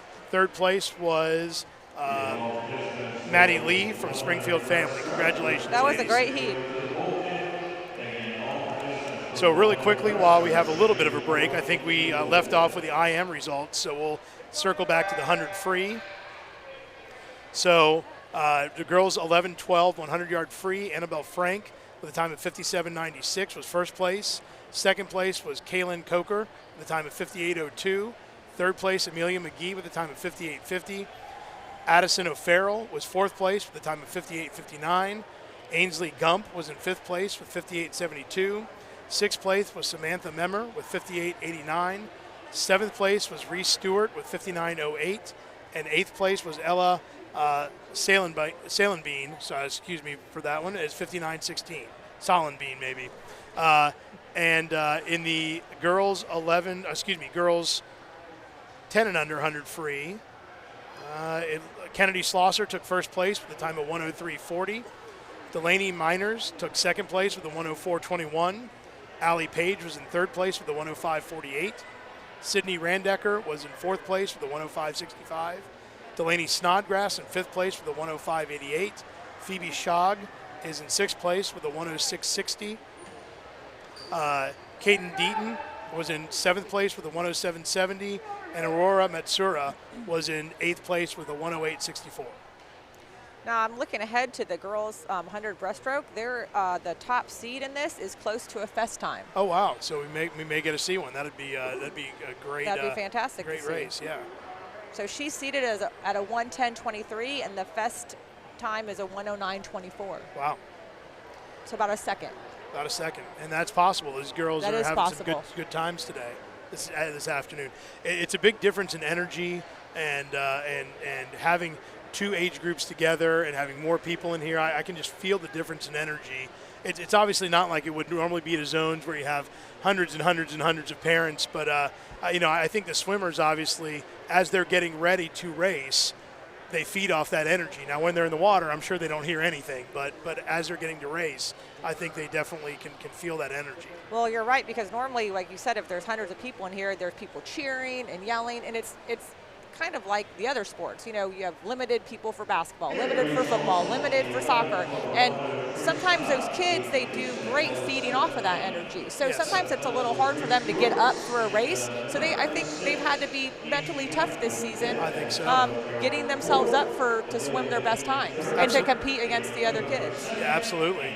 Yeah, and even with the limited crowds, one of the things that we've noticed about natatoriums, like I coach football and I'm doing track, with football, it's limited crowds, but because the teams are usually not very big, you can have lots and lots and lots of fans still, and you can still make a difference in cheering and things like that. But with these natatoriums, the swimmers and coaches and announcers that are doing the live stream, well, we eat up so many of those available spots, there just is hardly any room for fans. And most of these kids have gone a lot of their season without being able to have that again. So I'm sure whenever that is allowed to happen again, whether that's in their summer season or in their next winter season, these kids will really appreciate having that noise in the background. Although, not that I'm speaking for my kids, some of them may appreciate not having a parent there, yelling at them over there, "Don't breathe so much," or whatever random comments. Oh, I agree with that. Sometimes they give you the evil eye when you're giving them too many, critiques or whatever. But sometimes it depends too. If your sport you're playing at the time is an indoor sport or an outdoor sport, on how many tickets or how many spectators there can be. Absolutely. So hopefully this summer will be somewhat back to normal and we can have more people around the pool deck. That would be nice. We'll do the girls 11-12-50 fly results here really quickly. In first place was Bridget Gherkin with a time of 28:56. In second place was Annabelle Frank with a time of 28:67. In third place was Paige Berkey with a time of 28:75, very close to the group there. In fourth place was Lillian Pumford with a time of 28:19. Fifth place, Morgan Schimmeler with a time of 29:25. In sixth place, Julian Mills with a time of 29:55. Seventh place, Gwen McLaughlin with a time of 29:64. And in eighth place was Megan Zhu with a time of 29:89. I'm going to go ahead and do this heat 1 of 3 for the girls 11-12 100-yard breaststroke. We have lane 3, Isabel Laporte from Benton Harbor. Lane 4, McKenna Hulskamp from Darke County. Lane 5, Jamie Labarge from Birmingham. Lane 6, Gretchen Lowe from Cole Center. Lane 7, Lorelei Diadamo from Farmington Family. And lane 8, Savannah Cosin from Cuyahoga. Cuyahoga, thank you. I knew I was saying it wrong. I have relatives that live up near there, so. So this is a 100 breaststroke, 4 lengths. Again, each wall you have to touch with 2 hands.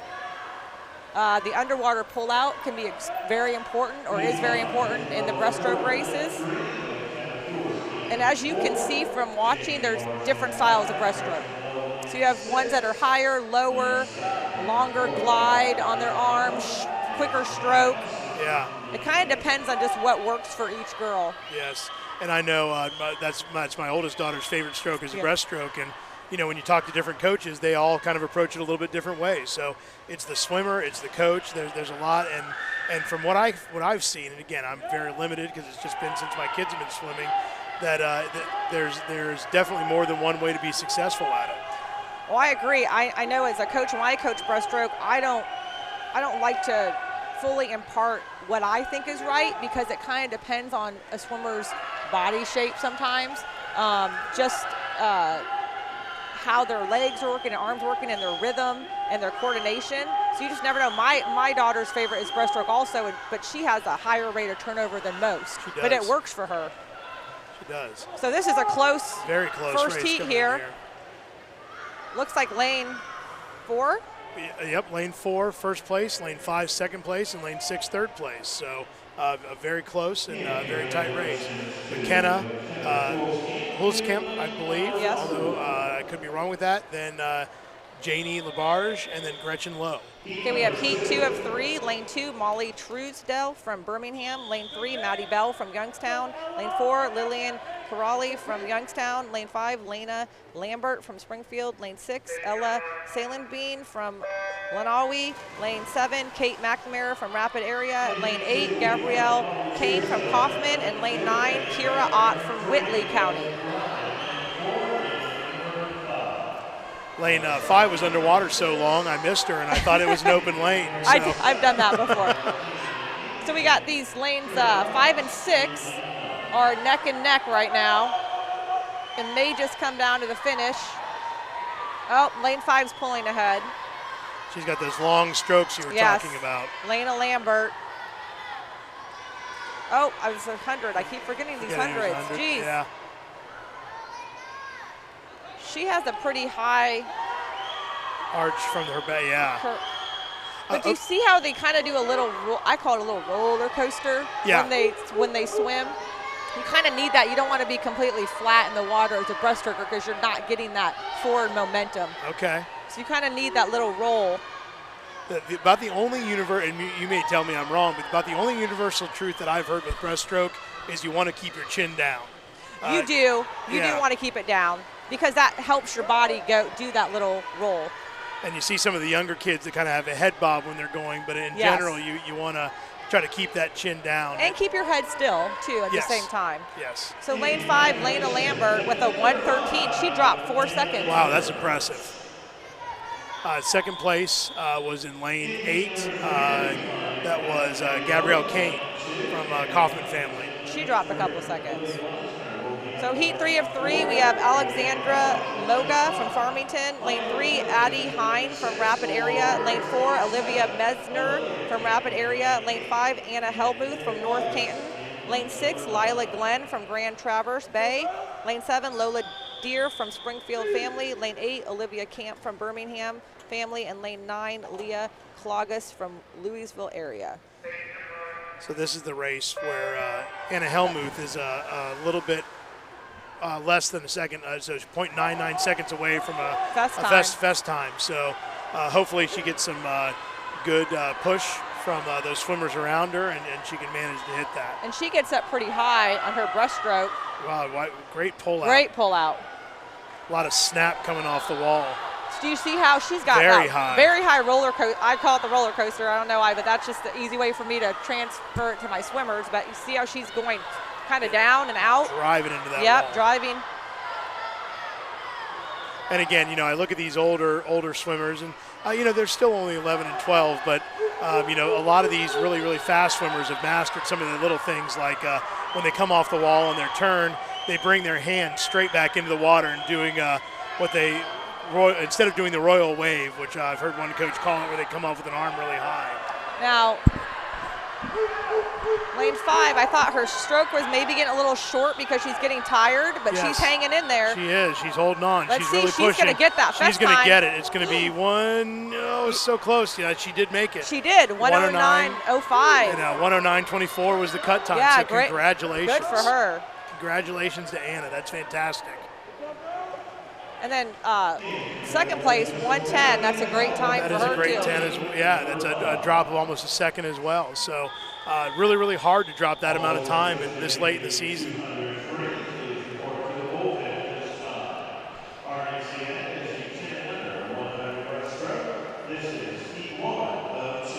I admire these younger ones, these 10 and unders, and so this is our next event, the 10 and under 100 breaststroke.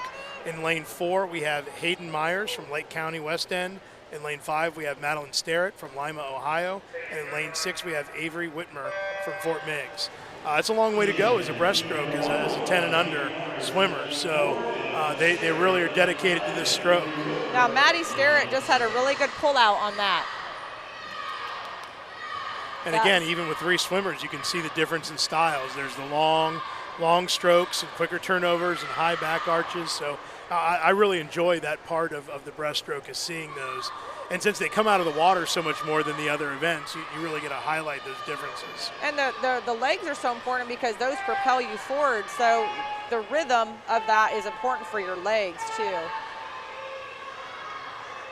So Maddie's coming in at the halfway mark. Oh, she took a look at the girl next to her. Did she? That's the other thing on breaststroke. You got to teach those little ones to not look. They do. Stop looking. They love to do that. Yeah, they love it. Yeah. I'm like, focus on the wall. Yep, they do love it. It's so funny watching those 8 and unders sometimes because they're looking around left and right. It is kind of amusing. And I don't think they realize that they're wasting time. They're adding time doing that. You got to focus. Yes. So it looks like lane 4 is taking the lead. Yep. That is Hayden Myers from Lake County.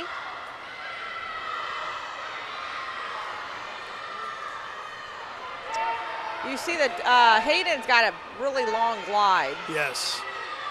She must have a lot of snap in those legs, too. Yeah, and that might be helping her for the longer distance. So Hayden did finish first there with a time of 1:29.59. She dropped about 6 seconds. That's fantastic. Wow.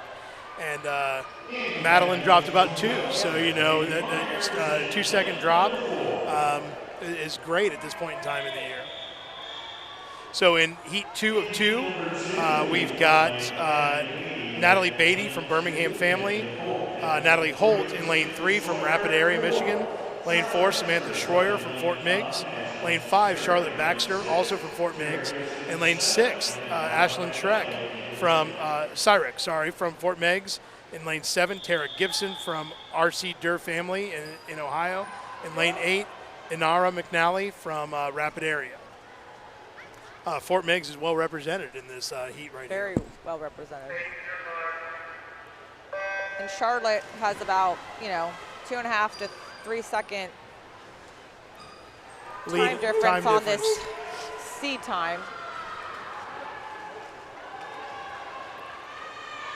Now, again, I've probably butchered their names several times, but there's an Ashlyn Srek and an Annabelle, so I wonder if they're twins or very close age difference sisters. Yeah, they may be. Now, if you notice, lane 6 she's lower in the on her breaststroke. Now, when I took swim lessons, it's been, we won't talk about how many ages ago that's been, but has the breaststroke kick changed in the last several years? I seem to remember like having to have your knees together and doing those things. Is that something that's changed? Not too much because, you have to make sure your feet are turned out, et cetera, not disqualified. However, you want like a more narrow kick because if you are too far out, you're not propelling back and forward. You're propelling too much out. So, but the kick itself hasn't changed too much. You just want to keep it narrow so you're pushing, the water behind you. My 9-year-old self is probably not remembering things correctly, would be my guess. So Samantha Schroyer is leading right now. Natalie is right there with her. It's going to be a close finish here. Samantha held on. Yep, just about a half length there. So. And then Natalie was second. Yeah, Samantha Schroyer came in first place, and Natalie Holt from Rapid Area came in second. And third place was Tara Gibson from RC Durr Family YMCA. So let's see if we got some time here to go back and look at some results. I think we had left off with the girls 10 and under 50 fly. So in first place was Annabelle Syrek. There's the Annabelle with 31.44. In second place was Angela Franzalia from Lima Family YMCA with a 31.80. In third place was Maddie Lee with a time of 32.15. Fourth place, Phoebe Shogg with a time of 32.46. Fifth place, Kennedy Schlosser with a time of 32.79. Sixth place, Brooklyn Kuntz with a time of 33.26. Seventh place, Allie Page with a time of 33.47. Eighth place, Catherine Howe with a time of 33.70. And let's see if we've got some more results here that we can read to you. It does not look like, maybe we do. It does look like the girls 11, 12, 100-yard breast is in. Again, in first place, Anna Helmuth with that festival time with a 109.05. Lila Glenn with a time of 110.66 is in second. In third place was Olivia Mesner with a time of 113.05. Fourth place was Lena Lambert with a time of 113.84. Fifth place was Addie Hine with a time of 115.83. Sixth place was Lola Durr with a time of 116.03. Seventh place was Olivia Camp with a time of 116.22. And in eighth place was Gabrielle Kane with a time of 117.20. And if we can get the girls 10 and under 100-yard breast, it looks like they have that done as well. We'll go ahead and do that. In first place was Samantha Schroyer with a time of 126.10. Second place, Natalie Holt with a time of 126.45. In third place, Tara Gibson with a time of 126.93. In fourth place, Charlotte Baxter with a time of 127.76. In fifth place, Ashlyn Syrek with a time of 128.39. Sixth place, Inara McNally with a time of 128.77. Seventh place, Hayden Myers with a 129.59. And in eighth place, Natalie Beatty with a time of 129.81. So I think we're all up to date on all those results as of now. We haven't announced any of the team scores. There's a variety of different teams here. And if I remember, let me get to the team scores here really quick. I think there's in the 50s. There are 52 teams that have scored so far. There may be even more teams than that. So it's great being able to have a meet this large in this current climate. But at the moment, Fort Meigs YMCA is in first place with 1,100.5 points. Birmingham Family is in second place with 999.5 points. There was a tie in there someplace.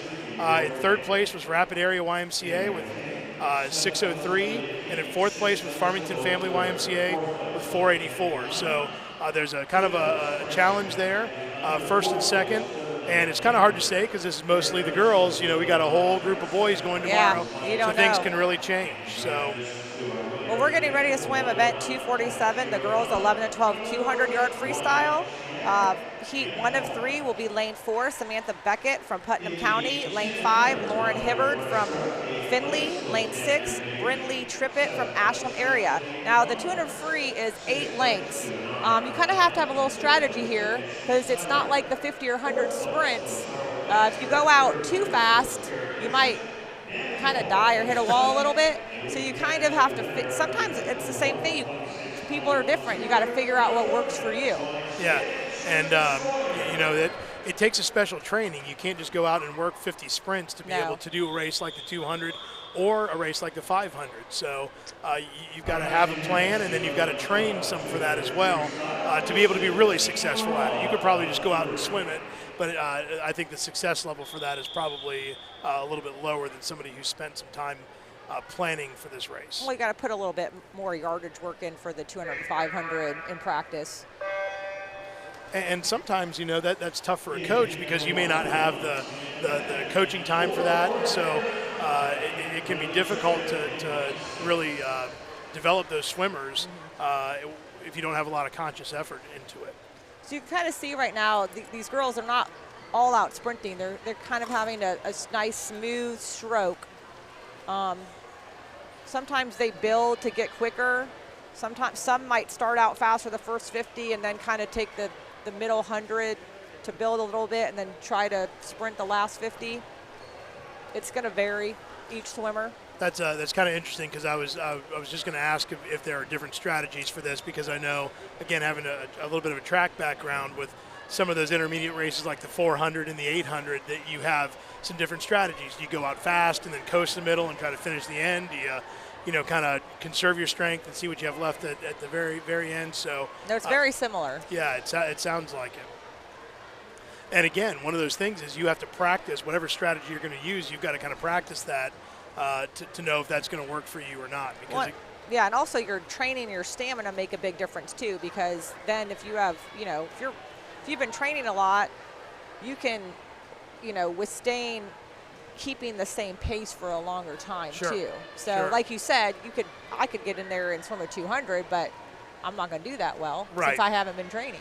Yeah, we won't talk about what I would do either. So, but again, and some of the I don't want to say rules, but some of the things change when you do distance swimming as well in the freestyles. It may not be so important about breathing in and out of your turns. It may not be, I think underwater probably still helps if you can go a little bit longer, but you're certainly not seeing people try to go, half the length of the pool or things like that when they're doing these short ones. So, and sometimes the stroke is a longer stroke too, not the quicker turnover that you see in like the 50, especially the 50. Yes. And the 100. I mean, we got the 50 still coming up, so you'll see a big difference between. And now you can see, look, they're trying to pour it on in the end. At the very but you end. don't want to have too much left over because you have too much left over, you haven't put enough into the whole race. Absolutely, yeah. That was a close one there. That was. Let's see. Lauren Hibbard just out-touched. Yep. Breland Triplett from Ashland, so congratulations. Here we got heat 2 of 3. Lane 3 is Paige Ritchie from Grand Traverse Bay. Lane 4, Haley Garrett from Lancaster. Lane 5, Avery Green from Farmington Family. Lane 6, Carmen Lewis from Tiffin Community. Lane 7, Emma Rich from Green Family. And Lane 8, Avery Hutchinson from North Lexington. All these times are pretty close in this heat. They are. There's also a little bit more room to drop time in a longer event. Absolutely. And we should probably mention, and I think sometimes we take this for granted, but maybe folks at home that are watching that aren't as familiar with the sport, how do they get in these different heats? How do they get in these lanes? So when they enter times in a meet like this, they go from the slower times to the faster times. And then inside of a heat, the faster times get the middle lanes and the slower times work their way out. So they're grouped that way, but obviously when you see these kids swim in the water, we have no idea how many events they've swam before this one. We don't know what they focused on. So just because you get assigned a specific lane or a specific heat doesn't mean that you can't place better or worse than people in other heats. So, and some people, if they have multiple events, might decide to even scratch an event to save their energy for an event they have a better chance, say, of placing in the top 3. Absolutely. Now, some meets discourage you from doing that. Some meets they actually say if you scratch, then you're done You're for done the rest. with the whole you're meet, done with the right. whole meet. But I don't think. I don't think this one does. I don't think this one does. In high school swimming in Ohio, that happens. Okay. If you scratch an event or you miss an event, then they can hold you out for the rest of the meet. So. I'm not sure how I feel about that. I don't know if it's because I know when I grew up swimming, I think you could scratch whatever. Yeah. But I can see also not letting them do that. Yeah. So let's see, we got lane 3. Yes, coming in here at the 150 mark, I believe. Paige Ritchie. So again, I think there are a couple of people that are kind of set up to make some runs here. They've conserved, and yes, it looks like lanes 4, 5, and 6 are starting to pour it on a little bit. That group, yeah. 3, 4, 5, and 6 are right together here. So we'll see what they have left after this turn, heading into the last 25 yards here. Lane 3's holding on, though. She's She looking pretty is. strong. But we got lane 6. Yeah, lane 6 still has some good too. kick. We'll see if she it's can. It's going to be this last 50. It is, and I think lane 3 is going to hold on. Oh, here we go. That was it. Paige held on. That was a good finish. 2:12. She dropped 3 seconds. That's, again, at this time of the year, that's fantastic. So, yeah, 2:12 and 2:13 for Carmen, it looks like. So, got one more to head out here. So we have heat 3 of 3. Lane 2 is Gwen McLaughlin from Greater Flint. Lane 3, Ainsley Gump from Battle Creek. Lane 4, Colleen Hildebrand from Fort Meigs. Lane 5, Olivia Steinmetz from Tiffin. Lane 6, Abby Cerrone from Green Family. Lane 7, Kaylin Coker from Louisville. Lane 8, Gabrielle Kane from Kaufman. And lane 9, Samantha Memmer from Birmingham. Lane 5 and 6 and 4 actually are going to be grouped there together. The record for this, I was just noticing, was set in 2018, which I think was the year that was that the year that we were at Spire Institute, possibly? I do not recall. Yeah, it might have been the year we were at Spire, but it was set by Amy Pan, who I actually got to watch this morning. Oh, wow. So it's neat kind of seeing, how those swimmers progress. She did very well this morning as well. Did she swim the 200? I don't remember. She did swim a lot of events. I don't remember if 200 was one of them or not. Well, because sometimes, I know it's like you might start out as a younger swimmer being better at certain strokes, but then as you evolve and get older, you might switch and become better at another stroke. So sometimes you never know, or an event. Yes. Or you could start out as a sprinter and then end up being more of a 200 or a 500 Sure. swimmer. Sometimes you don't know.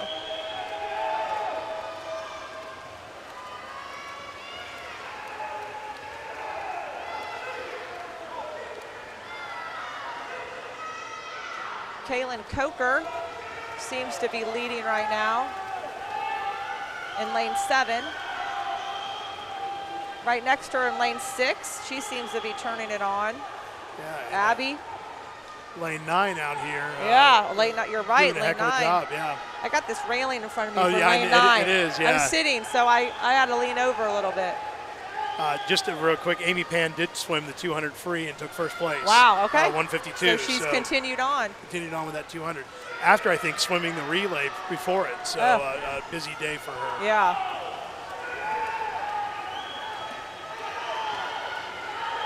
Lane 6, Abby Cerrone is taking a lead. Yep, pulling away a little bit here. Yep. She's doing a little quicker turnover to get that sprint. Yeah, but there's still some competition there in is. lane 7 7 and lane and 5. 9. Yeah, 9. You're right. Yeah. I didn't see 9 on the rail. I should have seen the water, but. So these two for second. Very close race. And in first place was Abby Cerrone from Green Family YMCA. Dropped about a second, it looks like, a little bit more than a second. In second place was Coker, Kaylin Coker from the Louisville area. That was a great time for lane 9. She dropped 3 seconds about. That is. Okay, so we're going to head right into event 267, which is girls 10 and under, 200-yard freestyle, and there's only one heat of this one.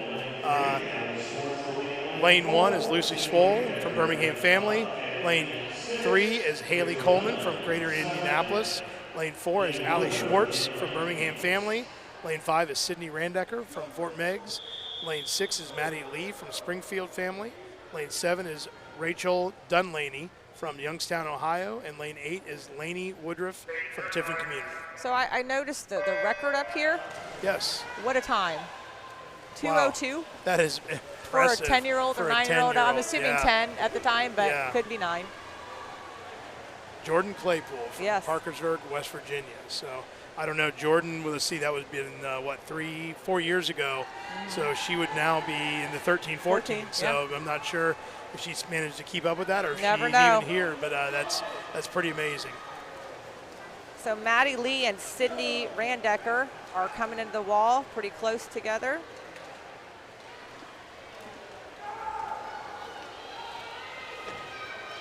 Starting to pull away a little bit.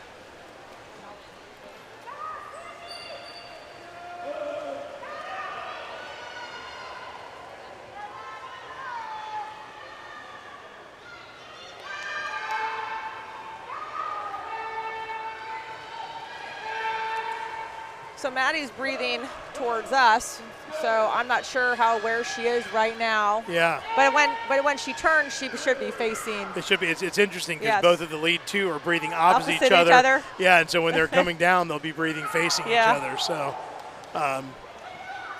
is that an indication of handedness? Is that a right-handed person versus left-handed, or does that not make any difference? You know, I don't know, because when I grew up swimming, I was taught pretty young, like the rhythmic breathing, so breathing both sides. Okay. But I literally know kids on my swim team in the summer that they just seem to can't breathe Go both one way or sides. the They other, have yeah. to go one way or the other. So I'm sure there's a preference, but I remember for a long time I was both sides. So Yeah.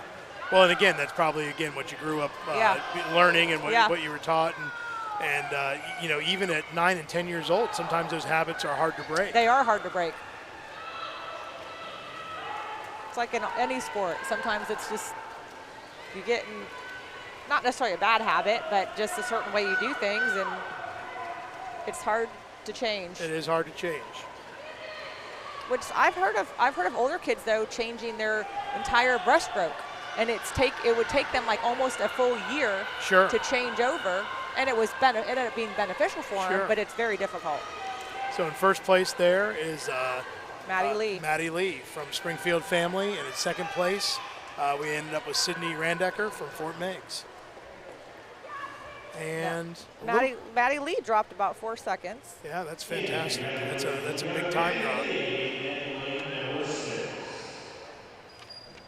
So let's see if we can get some more results here while we've got a second. So I think I left off after the breaststroke. So girls 11-12, 200 free. We do have some results. Abby Cerrone at 2 minutes, 7 seconds, .14. In second place, Kaylin Coker at 2:07.86. In third place, Samantha Memmer at 2:08.07. In fourth place, Olivia Steinmetz at 2:09.42. In fifth place, Gwen McLaughlin with 2:10.96. Sixth place, Ansley Gump at 2:11.82. And seventh place, Paige Ritchie at 2:12.56. And in eighth place, Gabriella Kane with a time of 2:12.96. We'll see. Maybe they have the girls. Yeah, they already have the girls 200 free done. In first place, Maddie Lee at 2:24.70. Second place, Sydney Randecker with 2:27.02. In third place, Allie Schwartz, 2:30.78. In fourth place, Rachel Dunlaney with 2:33.03. Fifth place, Lainey Woodruff with 2:35.77. Sixth place, Haley Coleman with a time of 2:36.58.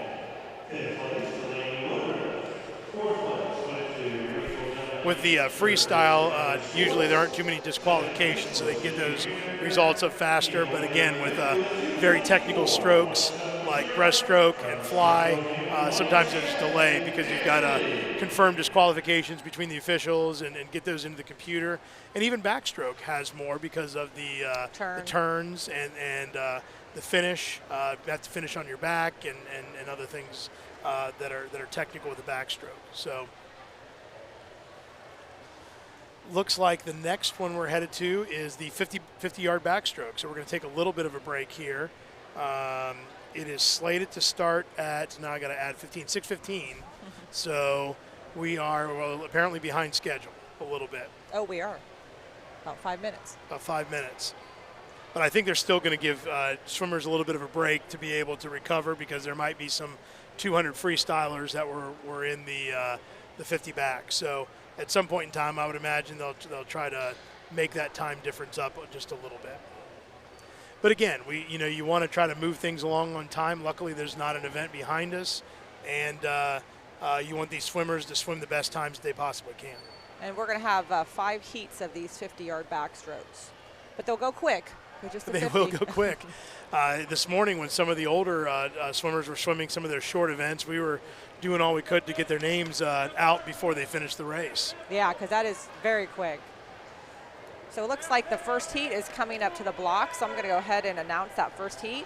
Heat 1 of 5, lane 2, Quinn Myers from Wabash County. Lane 3, Isabella Maddie from Fort Meigs. Lane 4, Anna Kahlhofer from Wabash County. Lane 5, Olivera Freeman from Fort Meigs. Lane 6, Oakland Burns from Ashland, Ohio. Lane 7, Caitlin Coindike from Rapid Area. Lane 8, Addie Jafe from Fort Meigs. Lane 9, Macy Gottschalk from Fort Meigs. So the start, turn, and finish, extremely important on this 50 backstroke. Yeah. That turn at the far end, that really kind of sets the pace for that the back 25. And sometimes too on those turns, sometimes if you, I don't know, maybe you're going a little faster or whatever during the meet and you turn and you're like right at the wall, that can affect your backstroke turn.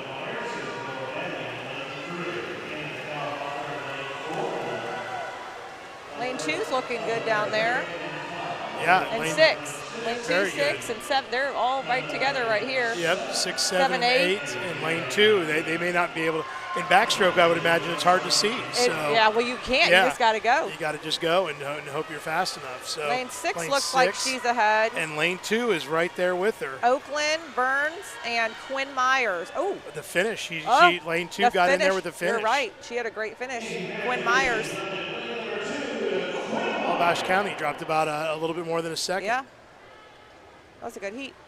Okay, heat 2 of 5, lane 2, Maddie Martique, Youngstown, Ohio. Lane 3, Katie Salmon, Green Family. Lane 4, Josie Blanchard, Farmington. Lane 5, Lila Holgren, Niles Buchanan. Lane 6, Angela Delepka, Lake County Central. Lane 7, Taylor Robinson, Lenawe County. I do not know if I'm saying that right.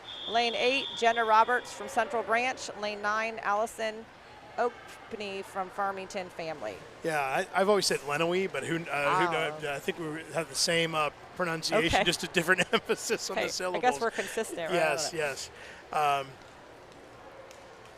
is going to be a close heat. They're all 33s. Yeah, these are going to be, a lot of these heats are going to be really tight. Yeah. And all the girls in this heat, you were talking about the difference in starts. All the girls in this heat were using the handles. On that one. I didn't see any gutters, but it's certainly something to look out for. I mentioned because Morgan Schuler, she used the gutter. Or she did when I saw her swim her 100 back. Now, it's kind of interesting. There was a real craze here not too long ago. I'll wait till after this event done because they're going to come in pretty hot. So lane 4 looks like is in the lead and here. Lane Josie 7. Blanchard. Wait, is that 4? Lane 8. Lane 8, sorry, yeah. Lane 8. Wow. 1-2. So Josie Blanchard and Jenna Roberts, it looks like, are 1-2 there in that heat of the 50 free. Okay, heat 3 of 5, lane 2, Ellie Hansen from Worcester. Lane 3, Carly Megg from Putnam County. Lane 4, Iris Weistein from Fort Meigs. Lane 5, Emmy Scribben from Springfield Family. Lane 6, Madison Meading from Ashland, Ohio. Lane 7, Anna Cassidy from Lake County Central. Lane 8, Juliana Mills from Rapid Area. And lane 9, Chloe Durbin from Green Family. I was going to say that there was a craze of using the backstroke ledges instead of just putting your feet on the pad. But I haven't noticed that this year. I don't know if those got taken out. Or yeah, you can't. You need curling your toes over the edge. Actually, no. They had like the little. ledge. Yeah. That's right. Okay. Yes. Yes. It's funny you say that because I think before our pool got redone in the summer, I think we had some little ledge that you could almost do that on. But like when I swam, I don't know if it was long course or short course, I can't remember, we could curl our toes over the edge. Okay, gotcha. That was a long time ago. Now in high school, I know they said that was illegal, so maybe no, it's not legal anymore, but I know, but it was a long time ago. Gotcha. Lane 7 and lane 6. Yeah, wow, very 6 close is going to get it. Yep, nice finish there. That was a lane very nice 6. finish. But they had those ledges that would actually retract, so you would stand on them, and then you would push off, and they would retract back up. That's pretty cool. But the high school swimmer, they had used them, and then at least the Ohio section outlawed them either last year or the year before, and I sort of saw them disappear from YMCA swimming after that. So I guess I should probably ask about that and what happened or what went on with those. So heat 4 or 5, we have lane 2, Quinn Norlander from Birmingham Family. Lane 3, Carmen Lewis from Tiffin Community. Lane 4, Addison O'Farrell from North Lexington. Lane 5, Ainsley Gump from Battle Creek. Lane 6, Holly Heinman from Central Branch. Lane 7, Maggie Holt from Rapid Area. Lane 8, Lucy Mozart from Myers Lake. And lane 9, Avery Green from Farmington Family. Well, these swimmers right here at the first flag, they are all bunched together. They are. They got a bunch of 31s on this. C times. Looks like lane 5, perhaps 4. Excuse me, lane 4 just ahead. She's gonna have a good time, I think. What? Nice finish. 30-64. Addison O'Farrell, I believe. Yes. Dropped about a half second or a little bit more. So we have heat 5 of 5 coming up. Amelia McGee in lane 2, Rapid Area. Lane 3, Quinn Hemsoth from Greater Flint. Lane 4, Reese Stewart from Ashland, Ohio. Lane 5, Morgan Schimuller from Lima, Ohio. Lane 6, Olivia Steinmetz from Tiffin Community. Lane 7, Anna Helmuth from North Canton. Lane 8, Augusta Young from Greater Flint. And lane 9, Riley McLemmon from Greater Flint. Now I'm going to watch and see if Morgan holds on to the Holds on to the ledge again. And, there were some 30s in that last heat. So some of these girls, you got 3 of them holding on the ledge. Got a lot of them. That's interesting.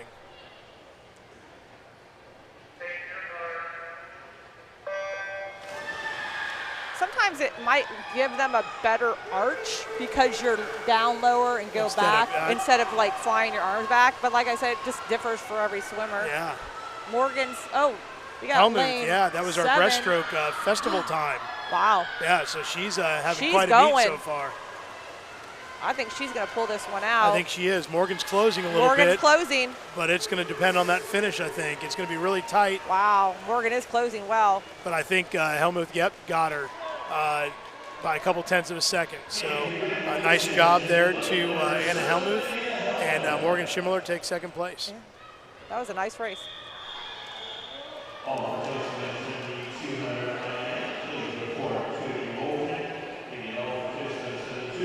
So we're going to go right into our girls 50, 10 and under 50 yard backstroke. And there are 4 heats here. In the first heat in lane 2 is Emerson Bigelow from Fort Meigs, Adelaide Kerwin from Lake County, Natalie Holt from Rapid Area, Sydney Folks from Greater Flint, Quinn Bublick from Fort Meigs, Madeline Starrett from Lima, Ohio, and Bryn Berkey from Fort Meigs.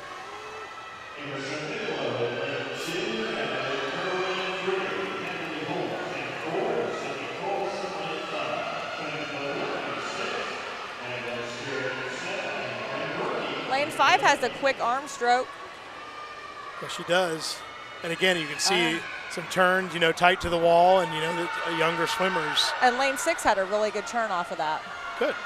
Yeah, it's looking here like lane 6, who had that good turn you mentioned, is going to come in first. Lane Maddie 7's Starrett catching. is coming up, but may not have quite enough to catch her. But it looks like Quinn Bublick is going to finish first in that heat, and Maddie Starrett is going to finish second.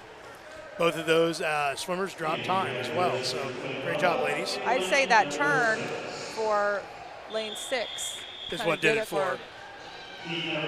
So heat 2 out of 4, Brooke Brayton from Grand Traverse Bay, Michigan, Miranda Conway from Lake County West End, Elena Griffith from Springfield Family, Haley Coleman from Greater Indianapolis, Lulu Flynn from Greater Flint, Elizabeth Hill from MBS, Aurora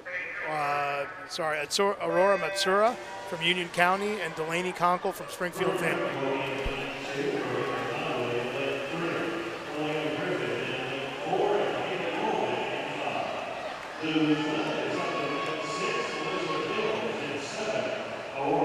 Again, there's about 3 or 4 of them going into that first turn.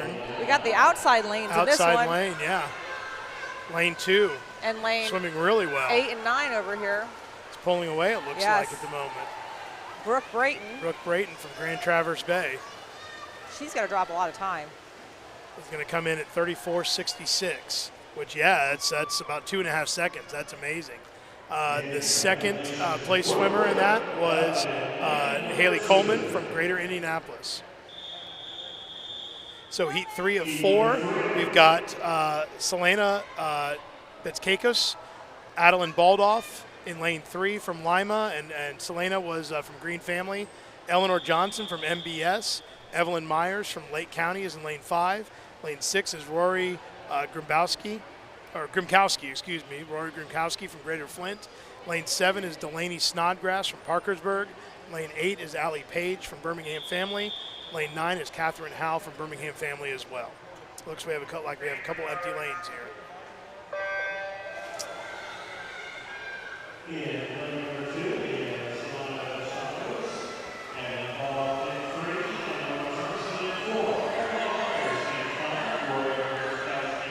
Now also on the backstroke, some swimmers, you're supposed to keep your head back. Yes. But some swimmers, I've seen a few that have their head up a little more. Head up a little more. I know that's one of the things that we struggle with. My 10-year-old is getting that head back. And I think until they practice that, that's probably a difficult thing to learn and to come to grips with. It is. Lane 7 just snuck in there instead of lane 5. So lane 7 was Delaney Snodgrass from Parkersburg, and lane 5 was Evelyn Myers from Lake County West End. So heat 4 of 4, Rachel Dunlay from Youngstown, Kennedy Slosser is in lane 3 from Tiffin YMCA. Lane 5 is Delaney Miners from Ridgewood Branch. Lane 5 is Ava Scott from North Canton. Lane 6 is Cher Schroff from Miami County. Lane 7 is Malin Murphy from Birmingham Family. Lane 8 is Carrie Diller from Lima, Ohio. And lane 9 is Angela Franzalia from Lima, Ohio as well. That's about half of our live stream team, so we'll try to keep it together while these two are swimming. It's also important on the backstroke to keep your head still when you're swimming too. And then there's tips for the little swimmers. They say put like a cup of water on their forehead. I've seen that done with a Gatorade bottle, actually. Yeah.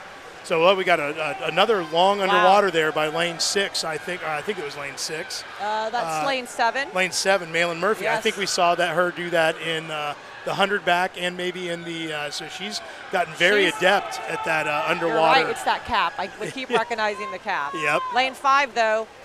She's pulling ahead. That's Ava Scott.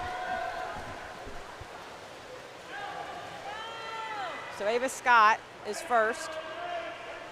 I got to see the time up there. So 32:02. Ava Scott, 32:02, and in second place was Malin Murphy from Birmingham Family. And again, she looks like she dropped about a second. So that's a great time drop here. That's a great time drop. So there might be a small break, but coming up, we're going to have the 11-12 girls 200 IM. Okay. Maybe there's some results first. Yes. We will look and see what they have for backstroke results here.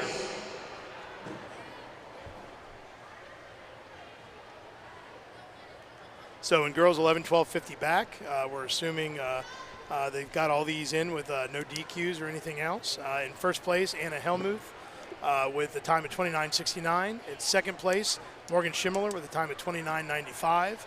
In third place, Amelia McGee with a time of 30.46. In fourth place, Addison O'Farrell with a time of 30.64. In fifth place, Reese Stewart with a time of 30.72.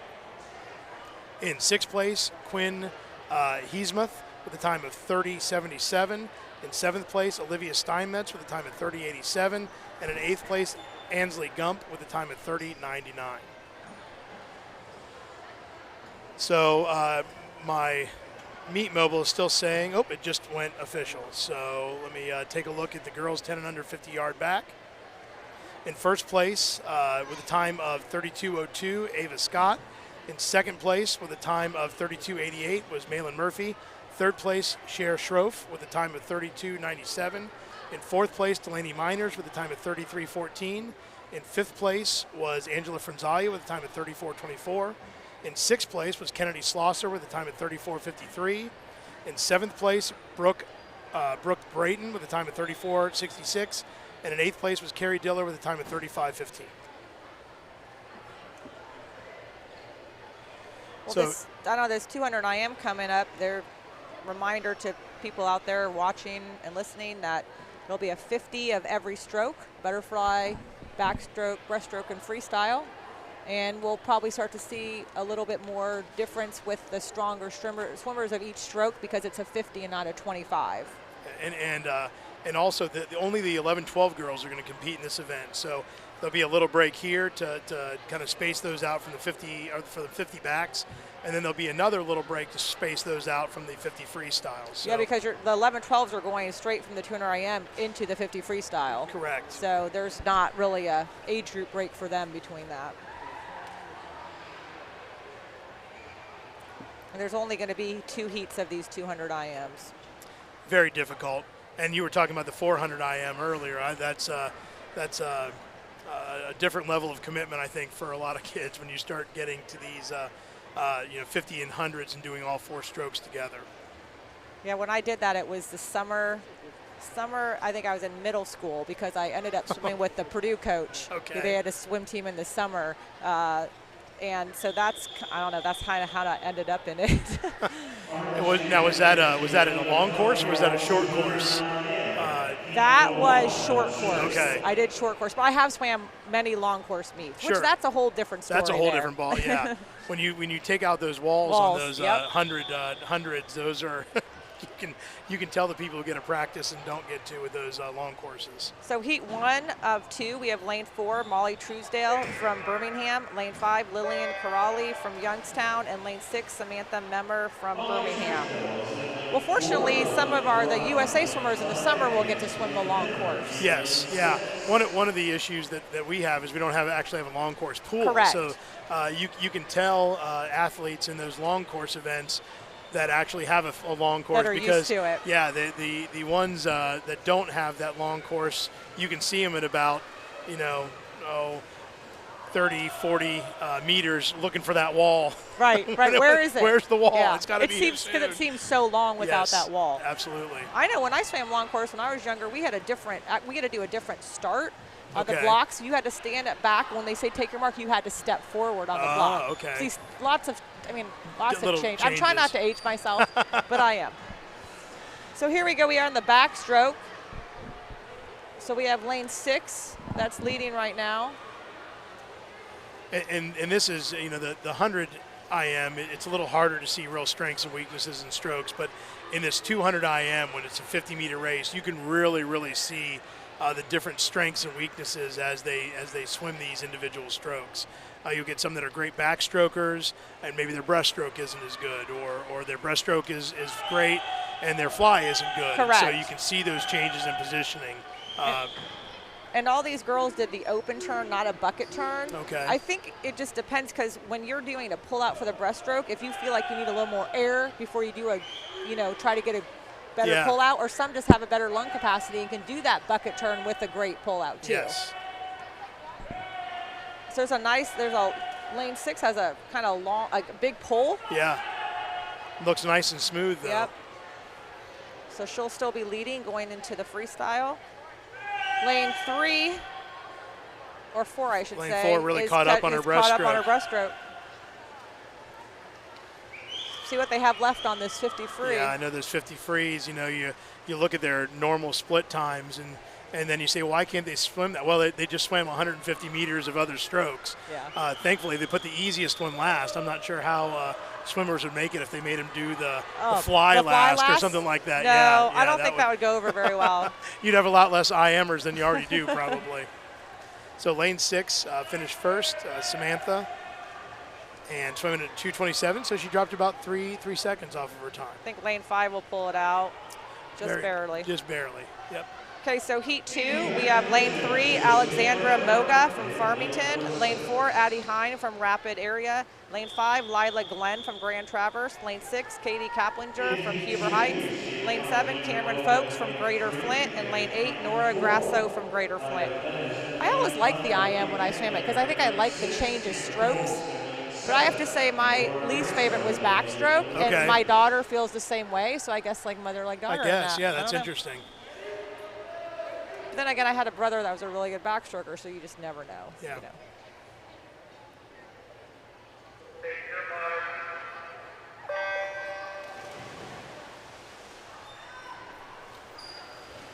Yeah, it's interesting how kids, gravitate to certain strokes and they become their favorite or not their favorite. And sometimes it doesn't even have to do with how fast they swim. Correct. That's the interesting part. And then others, they may not particularly love a stroke, but maybe they're like really good at it. Yeah. And then, hey, I'm good at it, I'm going to do it. So lane 6 and 5 and lane 6. 5, yeah, right there together at the end of the breaststroke. But again, there was some nice turns there. A bunch of kids, a bunch of swimmers there within striking distance still.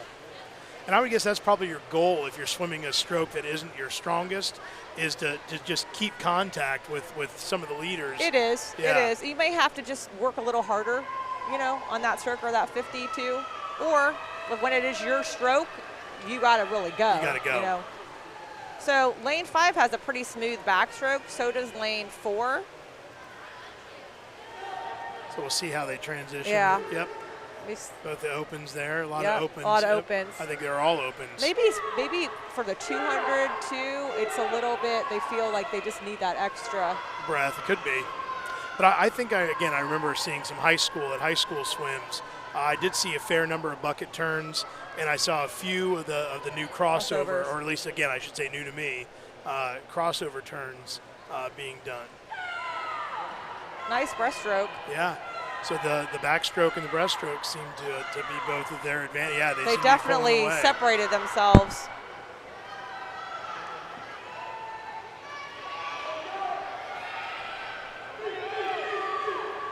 And also, you never know, someone that maybe is not near their seat time, they may not be feeling well. Sure. You never know the circumstances around this something. Could be their 4th race out of 5, yes. or 5th race out of 5. You just never know. And they may have traveled this morning. You never know if they're traveling the same day. Sometimes that takes a lot out of people. We've been fairly lucky because here at Bowling Green, we're only about an hour, and I'm only 40 minutes away. Yeah. So, we can drive up pretty easily. But it's an easy drive, just straight up 75 for us. Absolutely. But some of these swimmers they may be 4 and 5 hours away. So lane 5, she was the winner. Lila Glenn. About almost her same exact seat time. And then Addie Hine came in second. Dropped a little bit of time, but I shouldn't say a little bit, dropped about 2 seconds. So I bet they're probably glad that's over with. I would guess they probably are glad that's over with. And I'm sure if they're swimming the 50 free, they're hoping they get a nice long break before they have to we should see if there's compete. any of those names in here. Take a look. Well, there are 9 heats of the 11-12 girls 50 free. It's a lot of heats.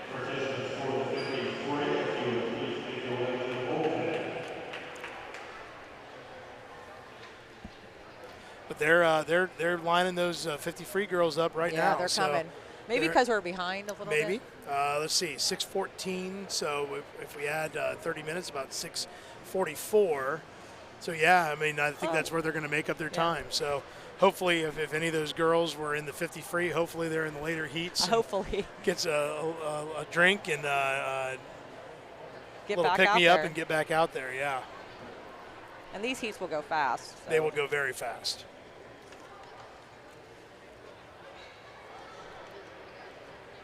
They are lined up, just waiting for them to come out.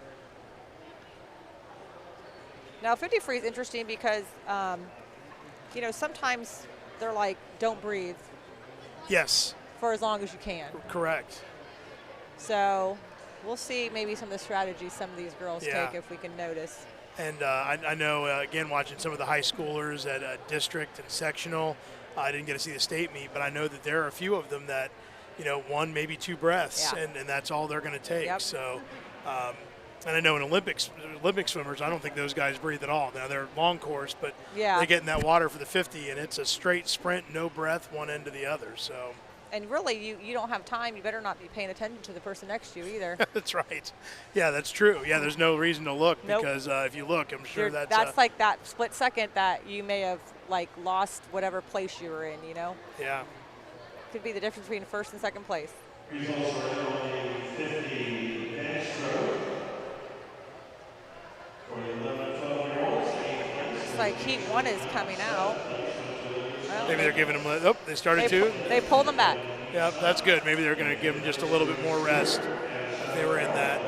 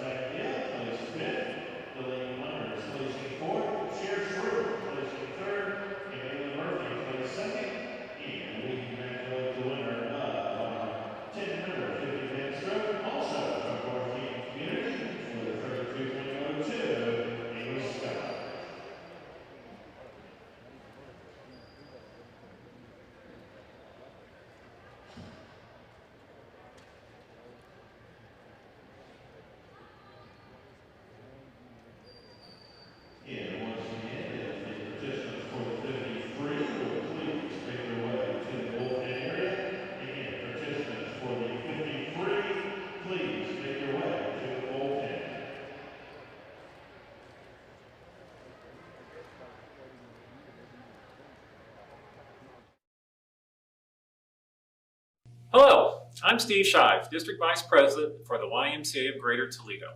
I want to welcome everyone to the 2021 All-Star Zones Swim Championships.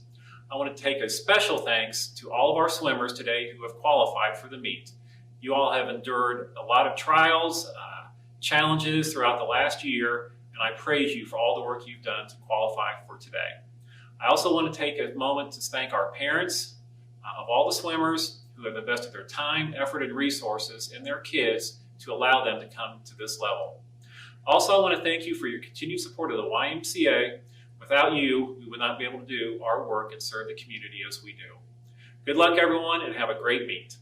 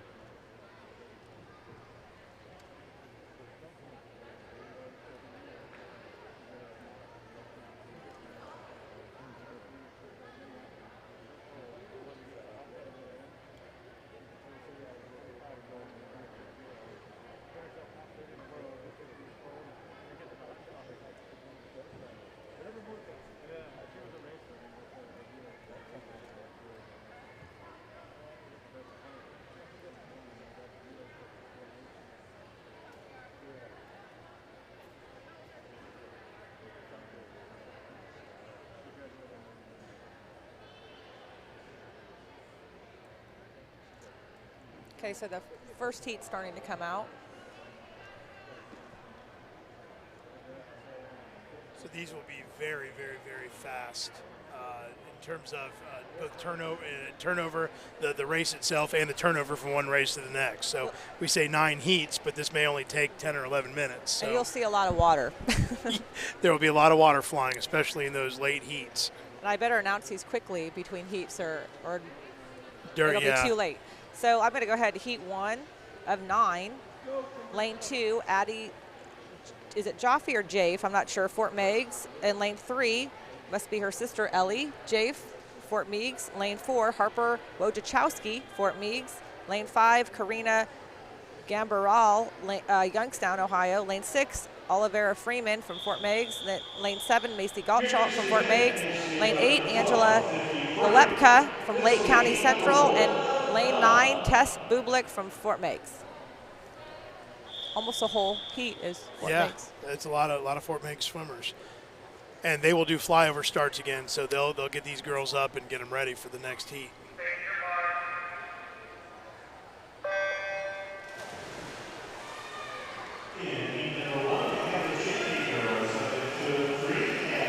Lane 3 came up swimming pretty quickly. Yes, she did.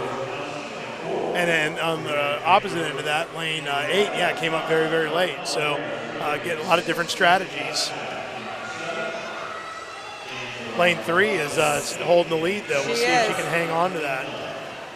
Now she's breathing quite a bit. Lane 5's closing, so it's going to be a tight finish there. Lane 3's got it. She hung on. Just barely. That's Ellie.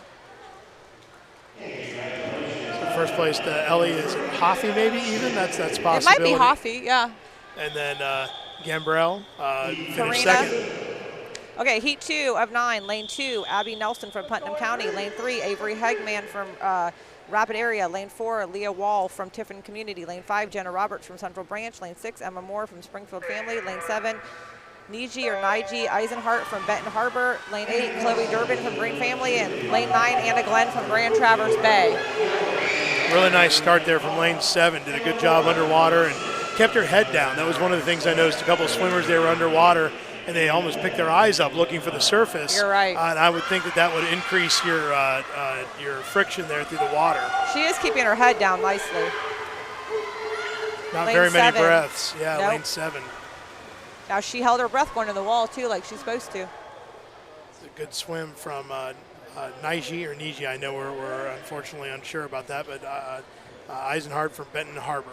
So heat 3 of 9, lane 2, Allison Oakney from Farmington Family. Lane 3, Kira Ott from Whitley County. Lane 4, Brindley Trippett from Ashland area. Lane 5, Elena Klaas from Putnam County. Lane 6, Anna Kalhofer from Wabash County. Lane 7, Braylee Sloan from Ashland, Ohio. Lane 8, Paige Ritchie from Grand Traverse Bay. And lane 9, Caitlin Condike from Rapid Area.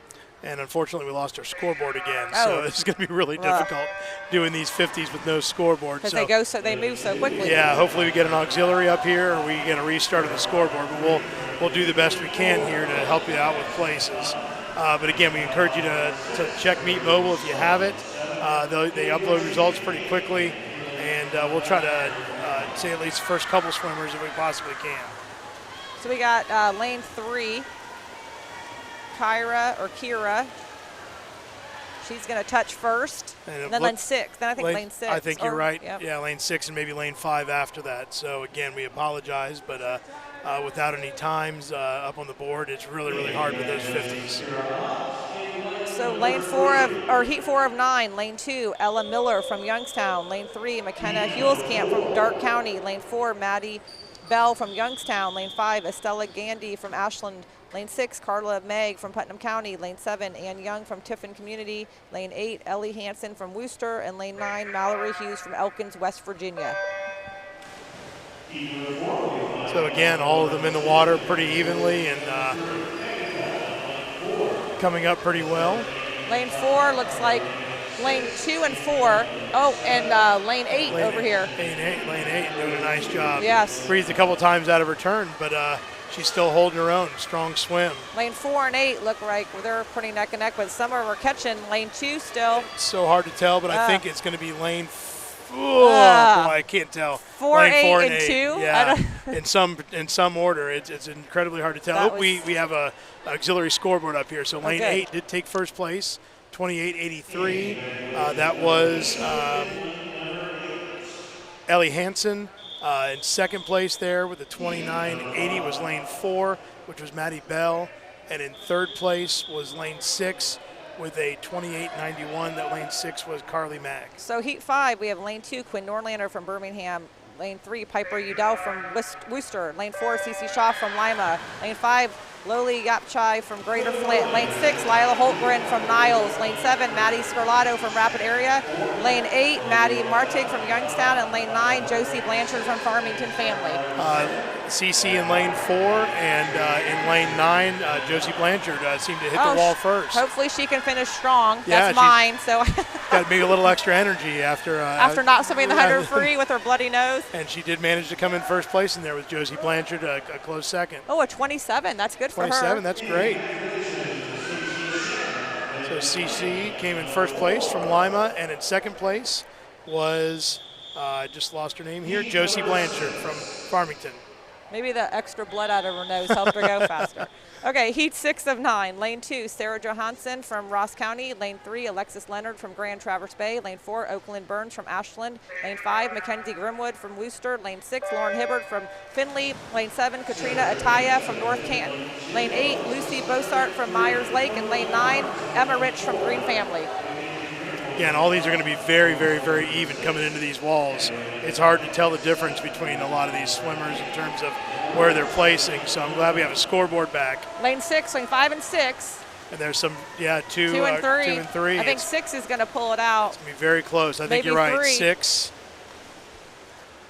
Yep, it's 27. 66, 27, 66, maybe. sure. And then second place, yeah, it's hard, a little hard to tell. I even have my glasses on. Let's see. Second place on that one, sorry, was lane 5, which was McKenna Grimwood.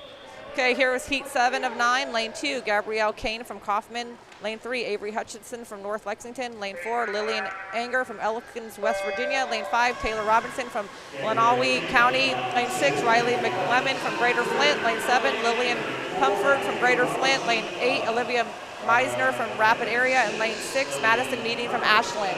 I can barely get those out, and they're already done. They're 25s already. Again, it's really hard to tell. But lane 8. Lane 8 looks really good, and lane 4 down here 7 looks, and 8, yeah. Yeah, boy, it's whoa. really tight race here coming into the wall. 4? 4 or 7. 7 just 7, out touch. 27-47. So Ella Sylvie, and in second place was lane 8, which was Katie Kaplinger. So very, very tight race there. Okay, heat 8 of 9. Lane 2, Anna Cassidy from Lake County Central. Lane 3, Addison O'Farrell from North Lexington. Lane 4, Gretchen Lowe from Cole Center. Lane 5, Alessandra Gerber from Worcester. Lane 6, Maggie Holt from Rapid Area. Lane 7, Ella Sylvie from Central Branch. Lane 8, Katie Kaplinger from Huber Heights. And lane 9, Haley Otradovich from Wadsworth. And I apologize for that last heat. I said the wrong name. It was Olivia Messner and Lillian Punford. I think I was a heat ahead. Well, they're going so fast. Yes. So we got lane 9 over here. 9 and lane 3. 3, yes. It looks I think 3's gonna get it. Yep. 3, then 9. 27-17. Lane 3 was Addison O'Farrell. 27-17. Yeah. And then second place was lane 5 with the 27-79. That was Alessandra Gerber. So heat 9 of 9. Lane 2, Avery Sharp from Fort Meigs. Lane 3, Leah Clogus from Louisville. Lane 4, Amelia McGee from Rapid Area. Lane 5, Kaylin Coker from Louisville. Lane 9, Ella Sullenbean from Lenawe. Lane 7, Nora Grasso from Greater Flint. Lane 8, Lena Lambert from Springfield. And lane 9, Quinn Myers from Wabash. Be a lot of white water, I think, in this pool in this heat. Oh, yeah.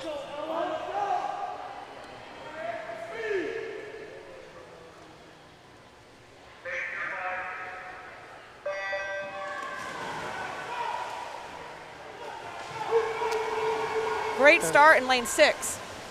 And she is out fast. Yep. See if she can hold on to that 5's lead. catching up, though. Good turn by 6, too. That's Ella. The 5 and 6 are pulling away just a little bit. It's going to be a really, really tight finish at the wow, flag. lane It's hard 5 to tell. came right on.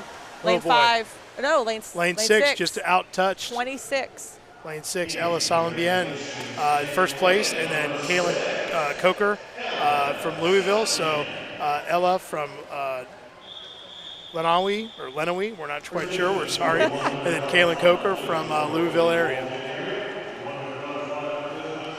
So now we're on to the next event. We're going to go right into that, it looks like. The girls 10 and under, 50 freestyle. There are 5 heats here. The first heat is Sophia Castrillon Gomez from Fort Meigs. In lane 3 is Emerson Bigelow from Fort Meigs. In lane 4 is Lucy Sowley from Birmingham Family. Lane 5, Delaney Conkle from Springfield Family. Lane 6, Selena Bezkakos. I know I've butchered that several times, and I apologize again. From Green Family. Eleanor Johnson from MBS. Bryn Berkey from Fort Meigs. And Elizabeth Hill from MBS as well. So there is no swimmer. Lucy Sowell looks like she is not here, or maybe scratched this event, who knows. So lanes 5, 6, 7, 9. I think 9 turned first. I think so too. 9 still hanging on. She is, and she's, again, it's probably hard to see her from the middle. I think she's got just about a half arm length lead, maybe. It's going to be on the touch. Might be 5 might have got it. Oh, she just snuck in there. Oh, she did. Lane number 9. Wow. Elizabeth Hill took first place, and in second place was lane 7, Eleanor Johnson. So in heat 2, we've got Elena Griffith from Springfield Family, Addie Baldolph from Lima, Ohio, Rory Grimkowski from Greater Flint, Sophie Comer from Birmingham Family, Haley Coleman from Greater Indianapolis, Lila Solomon from Birmingham Family, Sydney Folks from Greater Flint, and Violet Adams from Lenawee County. So lane 2 over there, she got out quick. 2, 5, 7, 8, 9.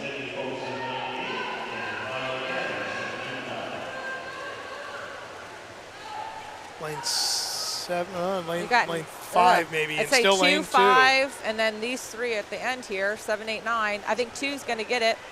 Yep. First place was lane 2. That was Elena Griffith, and then in second place in that heat was lane 5, which was Sophie Comer.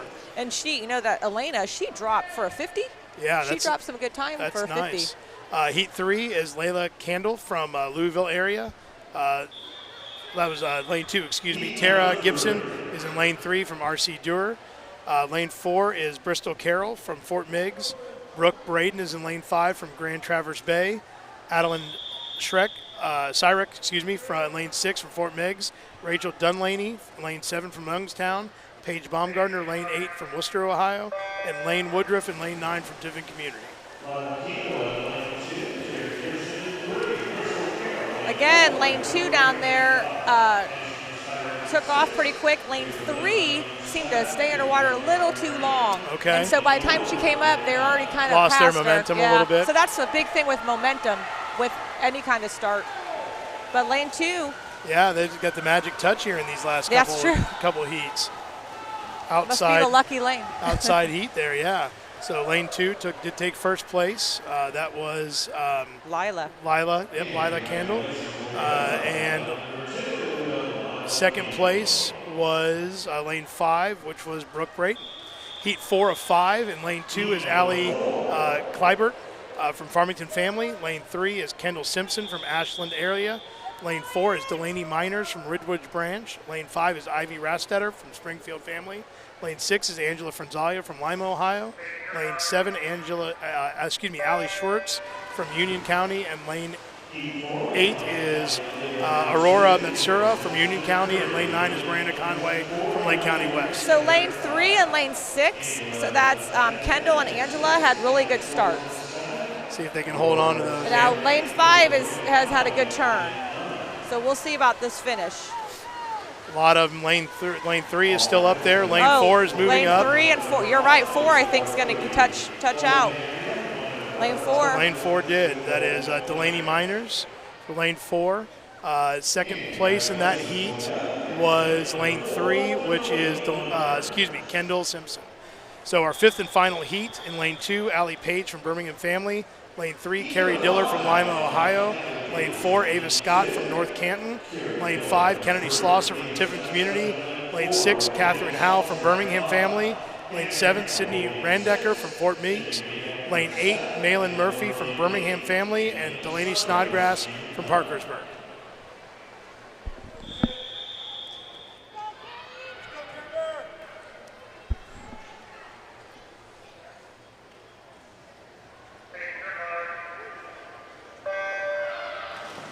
Lane 2 got a little late of a start.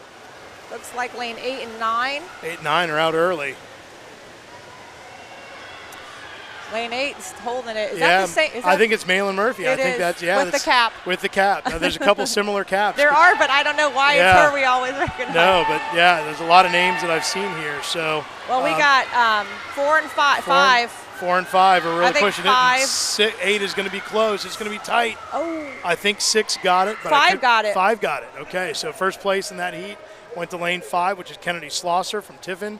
And second place in that event went to lane 8, which was Malin Murphy.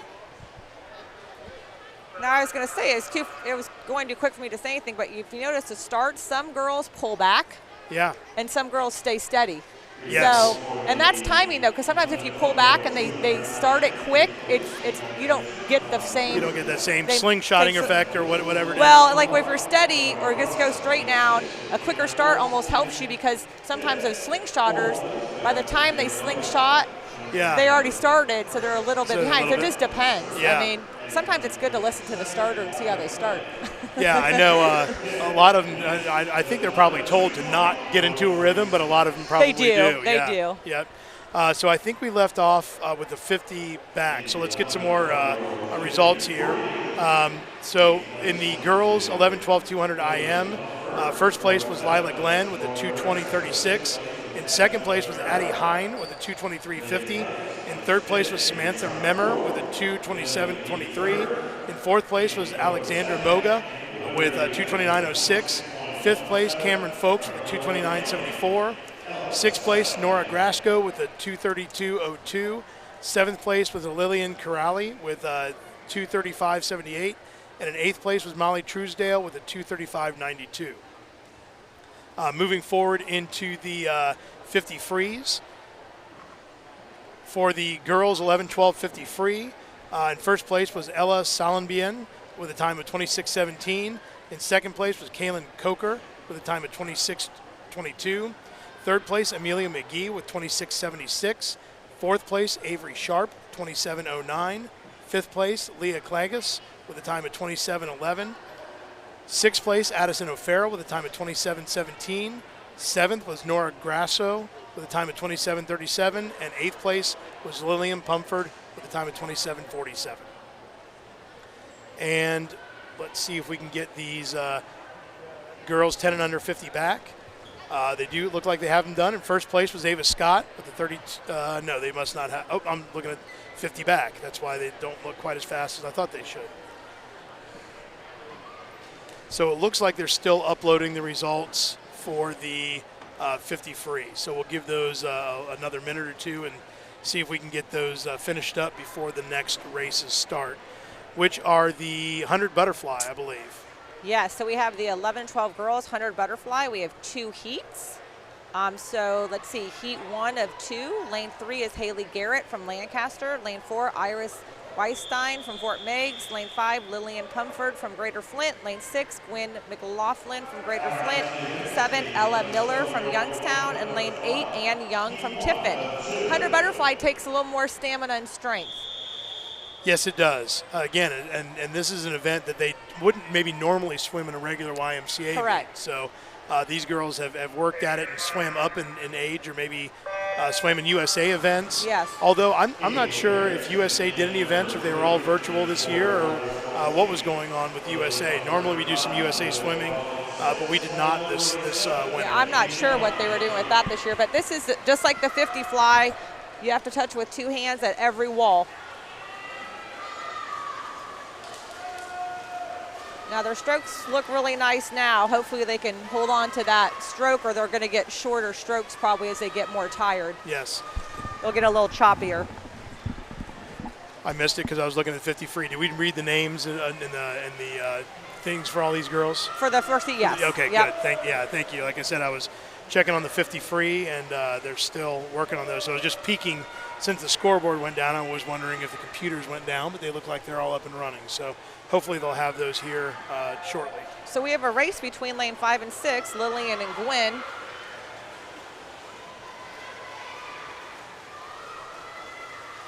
This is close. Yeah, it's going to be right there at the touch. Wow. Lane 5. It's 107.28 and 107.44 in lane 6. Now the finish on the butterfly is interesting because depending on where you are in your stroke, you don't want to be too short and you don't want to be too long. Okay. So, you know, there's sometimes called the perfect finish on a butterfly. Okay, heat 2 of 2. Lane 2, Cameron Folks from Greater Flint. Lane 3, Megan Zhu from Beaumont Center. Lane 4, Annabelle Frank from Central Branch. Lane 5, Paige Berkey from Fort Meigs. Lane 6, Bridget Gherkin from Fort Meigs. Lane 7, Abby Cerrone from Green Family. Lane 8, Juliana Mills from Rapid Area. And lane 9, Alexandra Moga from Farmington Family.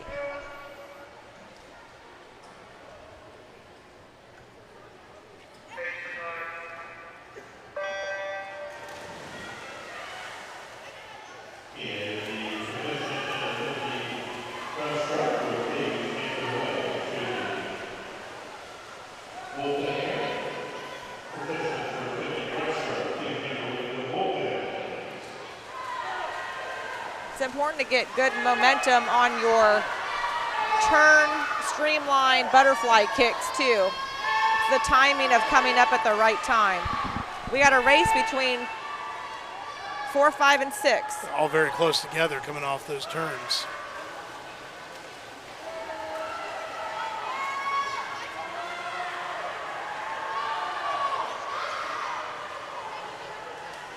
They're touched about the same time, I think. They did. I'm going to say lane 4 is pulling a little bit ahead. She seems to have some closing speed left in her. She does, and that's saying something after 100 That fly. is. So that's Annabelle. Lane 4 with a 103.23, second place. Lane 6 with 103.86, and third, lane 5, 103.94. Annabelle dropped about 3 seconds, too. That's pretty impressive. So here we have the 10 and under 100 butterflies. So these girls are really, really advanced in terms of what they're able to do. And they've made cuts. They do have zone cuts, and so they've made these cuts. That's great. Just not swimming to be able to swim. So in lane 4 is Ella Cerrone from Green Family. In lane 5 is Annabelle Cyrick from Fort Meigs. And in lane 6 is Maddie Lee from Springfield Family. So another Annabelle. Another Annabelle.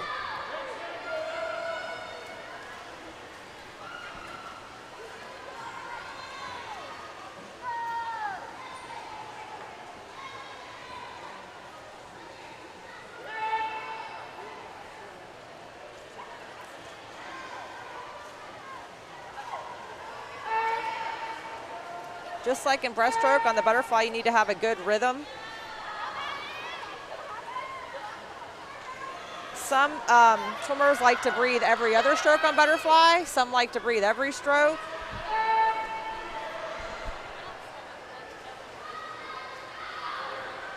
Lane 5, Annabelle is leading.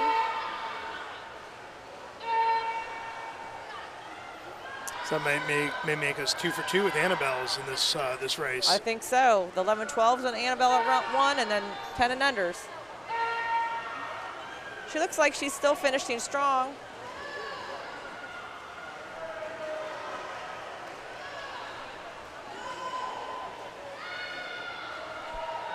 So 110.94 for Annabelle.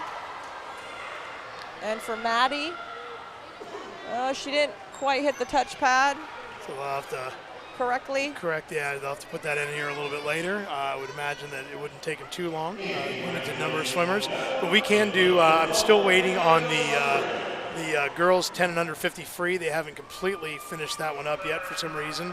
but I can do the girls 11, 12, 100-yard fly. First place was Annabelle Frank with a 103.23. Second place, Bridget Gherkin with a 103.86. Third place was Paige Berkey with a 103.94. Fourth place was Abby Cerrone with a time of 105.61. Fifth place, Juliana Mills with a 106.59. Sixth place, Lillian Pumford with a time of 107.28. Seventh place, Gwen McLaughlin with a time of, maybe it's McLaughlin, I should say, with a time of 107.44. And eighth place was Megan Zhu with a time of 108.68. And let's see if they've finished anything else up.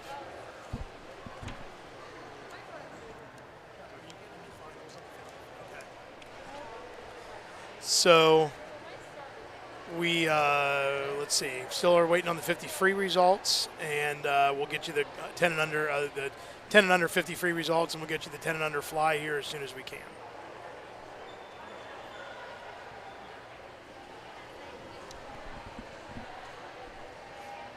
They're going to have a short break. Again, we're kind of unsure sometimes now because the timeline's a little bit off, but we're supposed to be starting at 7:10.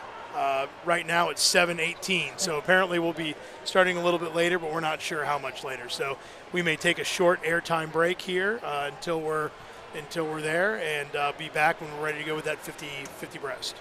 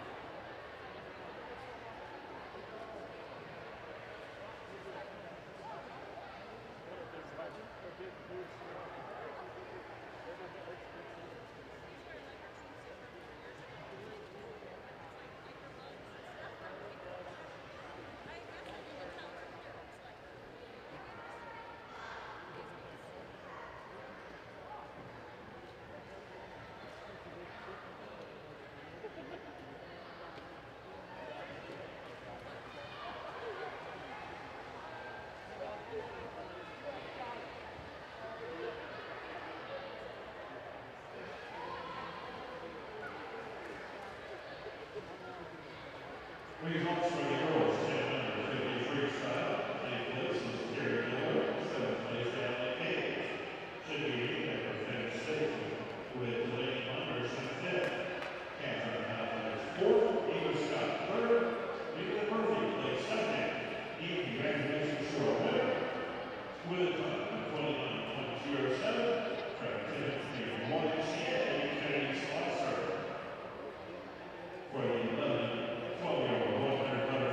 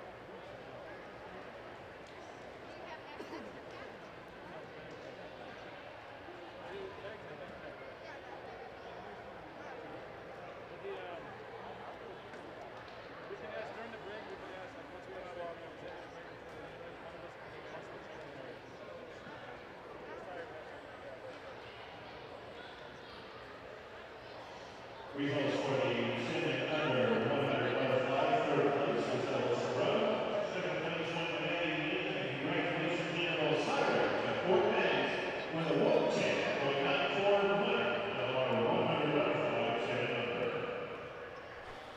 So we've got some results here really quickly before we get to our next event, or actually we'll wait till after this event is over. Okay, so yep, let's see. Girls 11-12-50 breaststroke, heat 1 of 4. Lane 2, Harper Wojciechowski from Fort Meigs. Lane 3, Bella Narcellis from Springfield. Lane 4, Lillian Anger from Elkins, West Virginia. Lane 5, Lorelei D. Adamo from Farmington Family. Lane 6, Savannah Cosin from Cuyahoga. Lane 7, Niji Eisenhart from Benton Harbor. And 8, Ellie Jaffe from Fort Meigs. So again, like we talked about in the IMs, you're going to see all the different style of breaststrokes here. And the two-hand touch on both walls. I think the other consistent thing we talked about, maybe chin down being one consistent, is that leg whip, that leg kick. That's, you know, maybe there's some are narrow or wider, but you know, in order to be successful, it seems like you really have to have a good leg. You leg do. kick. And if you got lane 4, that's going to finish first in this heat. That's right. I forgot we were doing 50s. Yeah. 37-31. So Lillian Agner from Elkins, West Virginia. So we're going to have heat 2. Lane 2, McKenna Hulskamp from Dark County. Lane 3, Karina Gambaral from Youngstown. Lane 4, Kyra Ott from Whitley County. Lane 5, Anna Cassidy from Lake County Central. Lane 6, Molly Truesdell from Birmingham. Lane 7, Isabel Laporte from Benton Harbor. Lane 8, Holly Heinman from Central Branch. And Lane 9, Gretchen Lowe from Cole Center. Sometimes it's a key, too, on the start on the breaststroke, on the pullout, not to dive too deep.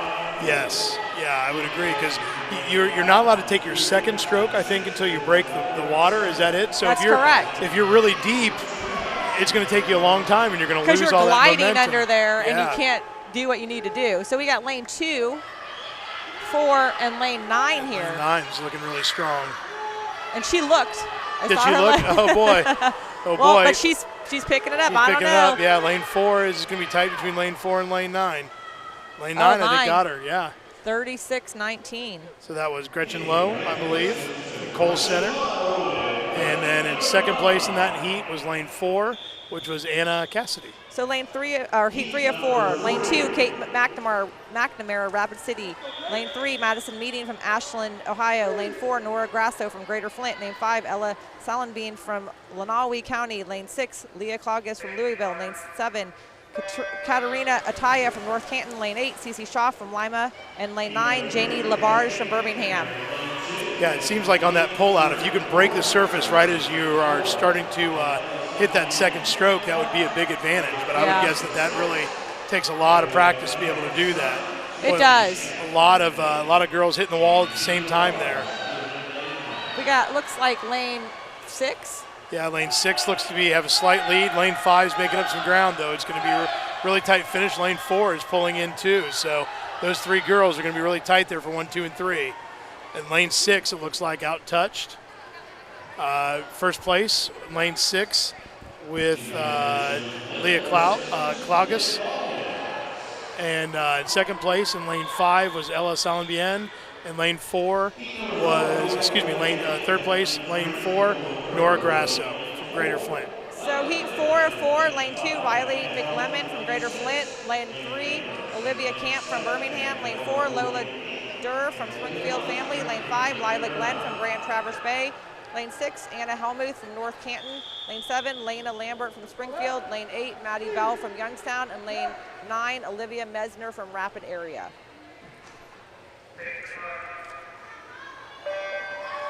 I remember Linnea in lane 7 when we swam the 100, I think. She had those nice long strokes and up high out of the water. So we'll see how that works for her. And then I also remember Anna Helmuth. She had that festival time there. So obviously if you're going to have a 100 that's fast, your 50 is probably pretty quick too. And Anna is leading, and she's very high out of the water. Yeah. So that's letting her drive down more. She's going to win this. Anna Helmuth. 31-71. Wow, dropped almost 2 seconds.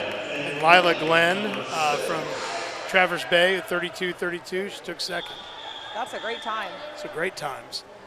We'll try to update you with some finals and some other events here. Again, after we get the 10 and under 50 breaststroke. Next event, the 10 and under 50 breaststroke. Heat 1-3. So here we go. We've got 3 heats of this. In the first heat, lane 4, Sofia Castrillon Gomez out of Fort Meigs. In lane 5, Lily Stannert, Fort Meigs. And in lane 6, Amy Whitmer, Fort Meigs. A whole heat of Fort Meigs. Yeah, we actually, whole heat of Fort Meigs. We got an 8-year-old, a 9-year-old, and a 10-year-old in there. There's an 8-year-old in there. Yeah, that's fantastic.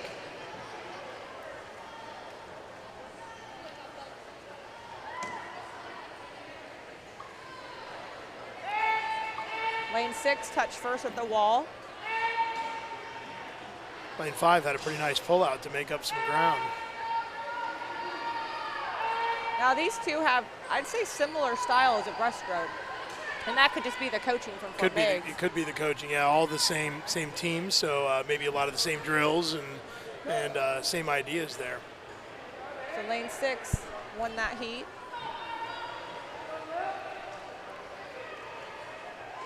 So here we go with heat 2 of the girls 10 and under 50 yard breaststroke. In lane 2, Inara McNally, Grand Rapid area, In lane 3, Hayden Myers from Lake County West End. In lane 4, Phoebe Shog, from Shelby. In lane 5, Evelyn Myers from Lake County West End. Lane 6, Madeline Starrett from Lima. Lane 8, Lulu Flynn from Greater Flint. Lane 8, Natalie Holt from Rapid area.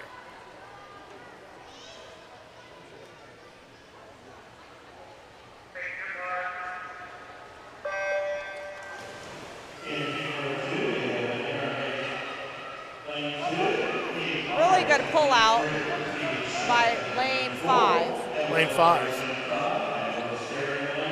She's got very long strokes. She does. Lane 2,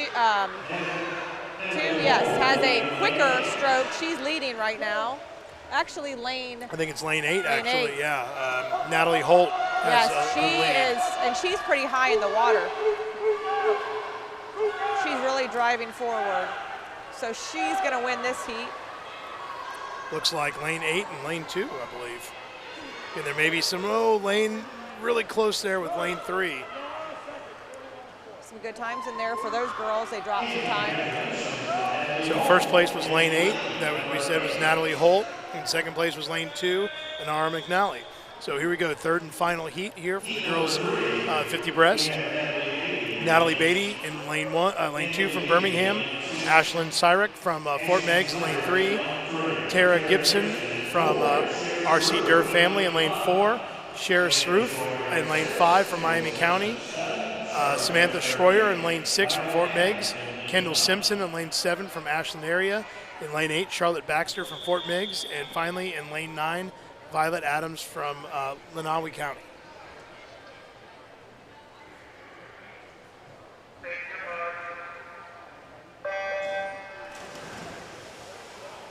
Good start by lane 8 and lane 5.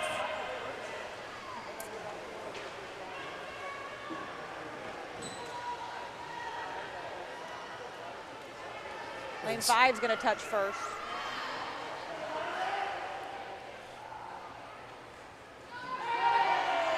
She had a nice pull out too. Yeah, she did.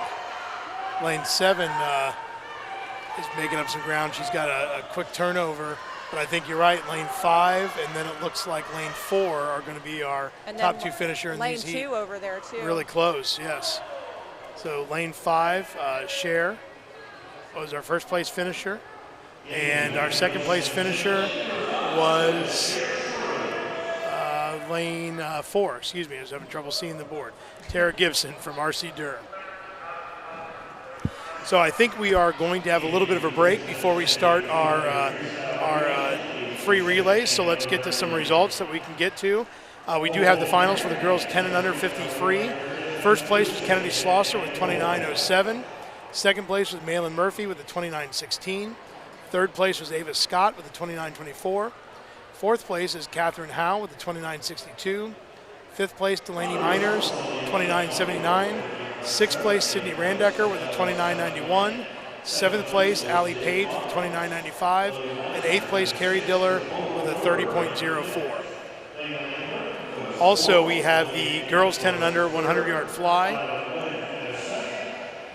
In first place there was Annabelle Sarek with a 110.94. Maddie Lee was in second place with a 116.05. And finally, Ella Cerrone with a 124.25 was in third place. So it looks like the girls 50-yard breast is finished. So we'll look at those results. First place was Anna Helmuth with a time of 31.71. Second place was Lila Glenn with a time of 32.32. Third place, Olivia Camp, 33.97. Fourth place, Lena Lambert with 34.25. Fifth place, Lola Durr, 34.36. Sixth place, Olivia Mesner with 34.65. Seventh place, Leah Klagas with a time of 35.34. And eighth place, Ella Salenbien with a time of 35.64. We'll check on the girls 50 breast, 10 and under 50 breast here really quickly and see if they are finished. It does look like they are done. Let me double check and just make sure. So in first place, Cher Schroff with a time of 37.64. Second place, Tara Gibson with 39.36. Third place, Natalie Beatty, 39.74. Tie actually for third place. Again, you don't see that very often. But Kendall Simpson and Natalie Beatty both tied for third place, 39.74. Fifth place, Natalie Holt, 39.75. Sixth place, Charlotte Baxter, 40.29. Seventh place, Samantha Schroyer, 40.80. And eighth place, Ashlyn Cyrek with a 41.03. So that's his third Cyrek. So I wonder if that's boy, that'd be interesting to have triplets all swimming together, possibly, or maybe they're cousins, or who knows? I'm not sure. Yeah, that is interesting, though. That is one good thing, though, about swimming, especially when it's not a COVID or pandemic year. You can have the same family, boys and girls, swimming at the same meet, and so you're kind of together. You're not split so many different ways. Absolutely, yeah, because typically the boys and girls do compete together. Yeah, that's you have several kids. I have several kids, and in the fall we're going to soccer and football and yes. volleyball, so you're all over the place. But it is nice in the winter when you go to swimming and you can all go to one pool and maybe not all have the same practice times, but you can all kind of congregate in the same places. Yeah, practice times is a whole nother story. We won't talk about that because that can get kind of hairy as well too. So we have the 200 free relays coming up, and those are the relays in general. Both are always exciting events. They're always fun to watch. The exchanges, it's important, like we talked about with the Medley Relay. The exchanges are very important. You want them quick, but not too quick that you get disqualified, because if you get disqualified, you lose a lot of points for your team usually. Yes, yes. So I'm assuming we're still taking a short break. A short break. I see a few girls kind of congregated yes. on deck, but not very many yet. So I would imagine, again, the start time was supposed to be 7:29, but we're at 7:36, so maybe 3 or 4 more minutes. So if you have somebody that's in the relay, I wouldn't go anywhere because we are unsure about how much longer it'll be before we get started. Yeah, I wouldn't think it'd be too much longer. I mean, we're at the end of the meet. They probably want to finish up here, especially since we're behind. A little bit behind, and I know a lot of these volunteers are probably going to have to be back here bright and early for the boys 15 and under. So correct. I'm sure they're ready to go. And we should also shout out to all these people that help make this meet happen while we have a little break. Maybe start with Bowling Green for allowing people to come into their university and hold these meets, and there are a lot of places that have not allowed that. So the fact that Bowling Green has been generous enough and to allow people to use their meets, not just for this, but for multiple events, we really appreciate. And Fort Meigs for taking this on. I'm not sure that they originally were supposed to be doing the All-Star meet or the Champs meet, but they stepped up and said, we would like to be able to do this for as many places as we can. And so we're thankful to be able to do that. All the volunteers from Fort Meigs and the officials that helped out, it's been a fantastic thing for this second day, I guess technically we had the distance events, but we're really happy that they've been able to do that. all the parents that are probably sitting in parking lots right now, listening to us, hopefully not doing too bad of a job and getting your kid's name as right as possible. That's a big deal too, because some of these parents are probably sitting out in the parking lot for 3 or 4 hours trying to find things to do. Well, I know at championships when I wasn't helping one of the days, I sat in Panera and watched a live stream. Sure. It was quite pleasant, I must say, but a little shorter session. Yes, but yes. It actually went very smoothly to come back and pick, your swimmer up. It's, been fortunate that things have worked out the way they have. Yes. Hopefully it'll still be a little bit light out. I can still see the sun through the windows, because that the road out there where you have to walk across the parking lot, that can get a little bit hairy when you're trying to cross traffic with all these people coming and going. We also should say a big thank you to Jeff Bolus and Kelly Franzalia for doing the live stream.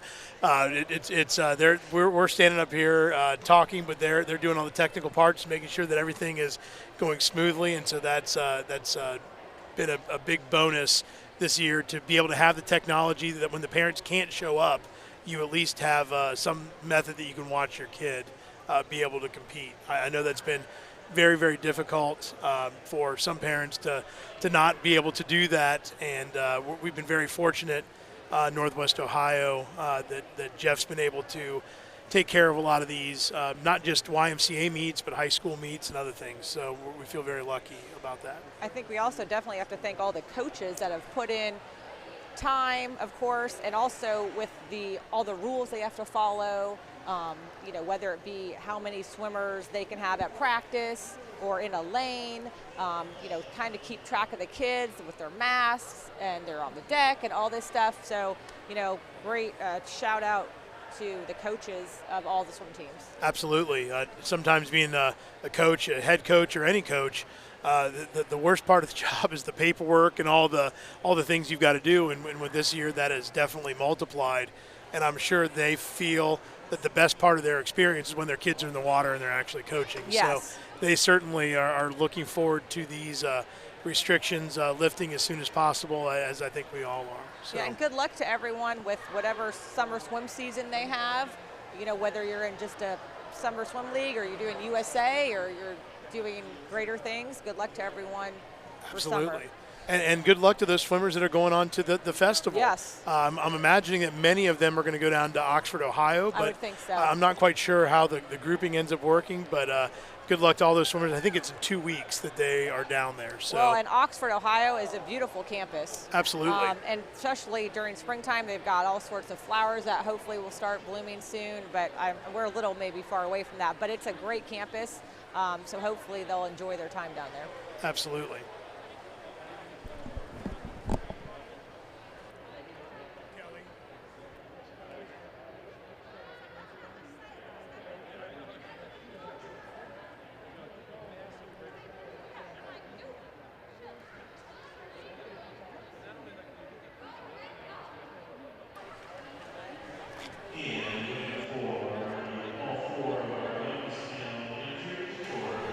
Okay, it looks like the girls 11-12 relays are coming up. All so right. I'm going to go ahead and announce just Heat 1. Heat 1, Lane 4 will be Fort Meigs C. Lane 5 will be Rapid Area Team B. And Lane 6 will be Fort Meigs Team B. Yeah, it's I don't know if we talked about this earlier. I'm kind of losing track of what I've talked about today, because like I said, I was here at about 7 this morning with the older group. But they're allowed to change swimmers in the relays, I believe, right up to the time they come on the block. So wow. Because of that, they don't enter the names here because they're really not sure who's going to go in and who's not. And we may announce the wrong names then. Yes, we might. That does a disservice to the swimmers. That does. So yeah, we're not. We don't. It's not that we don't want to say your swimmer's name if they're in these events. They are important, and they're an important part of the whole process. But we unfortunately don't have those in front of us.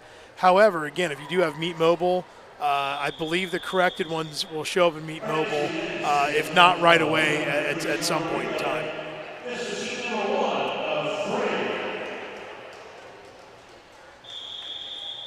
Okay, so like I think we previously have stated, each swimmer swims a 50 freestyle, all-out sprint.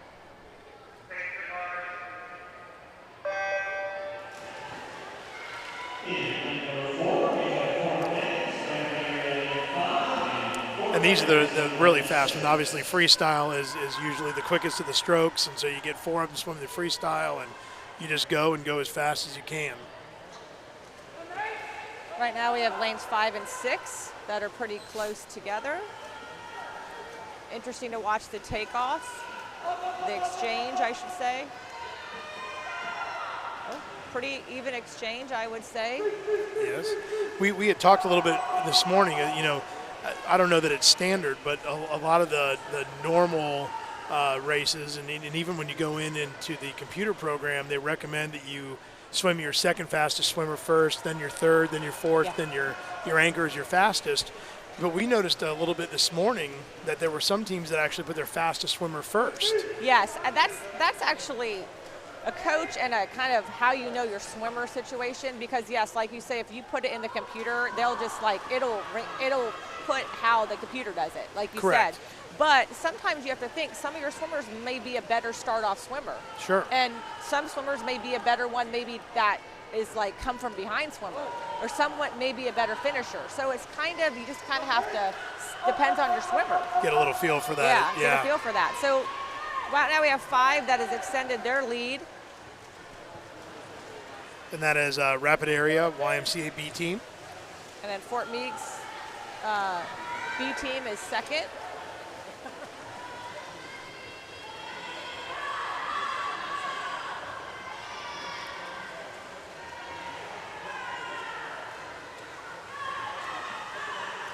It's going to be a strong finish. It's going to be a nice finish, yeah. Looking at times, it looks like they're going to drop us.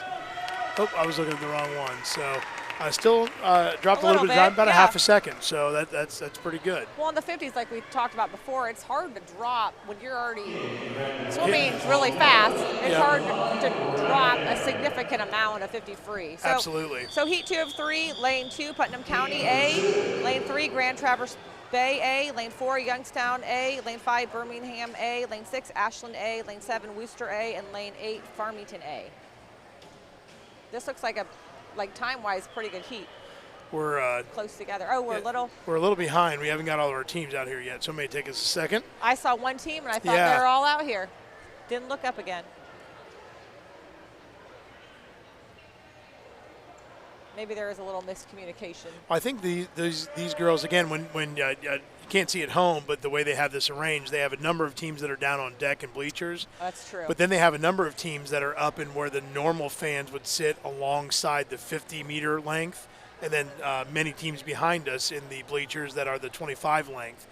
And so they have a bullpen that's down under the bleachers. The bleachers, the 50-meter bleachers, and the teams that are upstairs have to walk down the stairs. They have a particular path.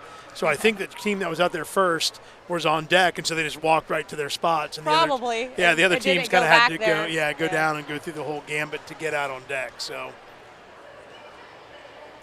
yeah, everything's different with COVID.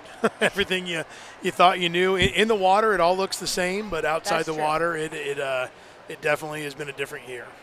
Well, at least in the water, it's the same. That's the important part. Okay, so heat 2 is about to get underway. There are all A teams in this heat.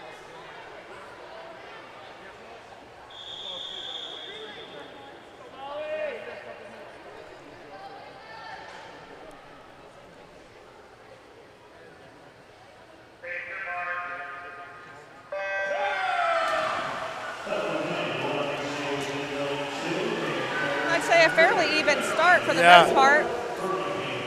Lane 3 looks to have a slight advantage. Because the lane 7 and 8 are doing right real there. well too, yeah. And again, this is where it gets pretty interesting because you have no idea how many events these swimmers have been in, or if it's their first event, I would probably think that most of them have swim at least one before this. But I would think so. Yeah, I mean, it could be their 5th, it could be their 3rd, it could be their 2nd. So Grand Traverse, they're in lane 3. They're the ones that are leading right now. I've even seen some relays that go fastest to slowest. Yeah, You know what I'm saying? Yeah, Like absolutely. almost puts a little pressure, more pressure on those last. Try to get out to Yeah. a big lead and see if you can hold it. Yep. So Grand Traverse still ahead. Then we got lane 7, which is Wooster. Wooster's doing Made a up good some job ground right now. here, yeah. Yep, had a good exchange. And then, the lane 4, it looks like, is also gaining, and so is lane 8. So there's going to be, It's going to be interesting. I think coming in for this next leg, there's going to be some pretty stiff competition So with now, about 3 or 4 teams. Yeah, now lane 7, Wooster is leading. Last exchange. I would still say there's about 4 teams that have a shot at this. It's going to probably depend on this turn. Here comes lane 3 again. Yeah. Grand Traverse.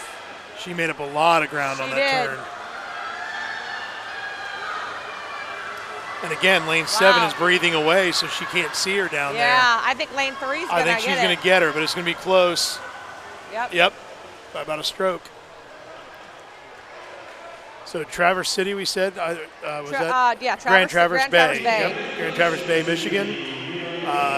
Came in first, dropped a little bit of time, and then in second place in that heat was the Worcester. Yeah, Worcester, and they dropped a little bit of time as well. So third and final heat. Heat 3, lane 2, North Lexington Family A. Lane 3, Greater Flint B. Lane 4, Fort Meigs A. Lane 5, Greater Flint A.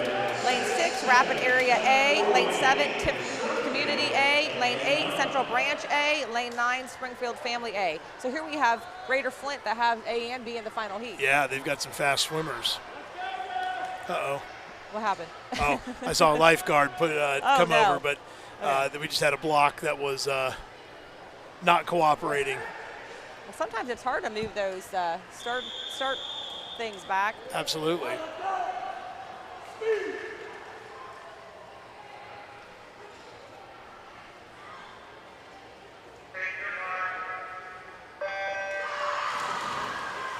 Yeah, a lot more pools have got those racing fins on them now, but they do. If you're not used to them, they can be difficult to move at times.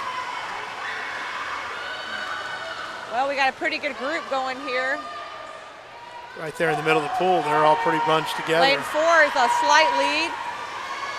That is Fort Meigs in lane 4.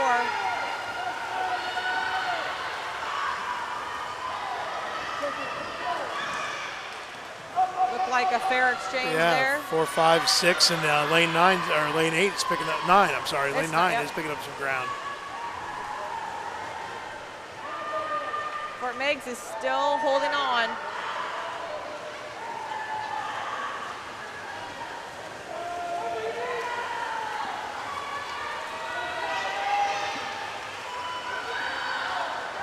Strong swim there by Fort Meigs. Followed by Greater Flint A and Rapid Area A. And they're closing ground there as well. They are closing ground. It's going to come down to that fourth swimmer. It is. You got tight race here. And my guess is that these 4 swimmers are probably ones that were in that 50 free and had some pretty good times. Probably. We got 4 and 5 neck and neck. Yep. Great exchange by Greater Flint. They had a good start. So Greater Flint there in lane 5. Looks like they have a slight lead. Lane 4. And then lane 4 and lane 6 are close behind. Boy, it's going to be tight. I think Greater Flint's going to pull it out, and lane 4 is going to be second. Yep, I think she's got about a half-stroke lead on her. Good finish. Good finish. So that would have been Greater Flint in first place. 1:48.36, so dropped a little bit of time. Fort Meigs in second place with a 1:48.64. So they dropped about 4 seconds, so they really came on strong there. So here we go with our last heat of our last race of the day. This is the event 273, girls 10 and under, 200 freestyle relay, heat 1 of 1. In lane 2 is Fort Meigs, Team C. In lane 3 is Lake County West End, Team A. Lane 4 is Springfield Family, Team A. Lane 5 is Birmingham Family, Team A. Lane 6 is Fort Meigs, Team A. Lane 7 is Lima, Team A. And in lane 8, Fort Meigs, Team B. Again, there's 3 teams from Fort Meigs. Yeah, they've got a lot of kids this age group.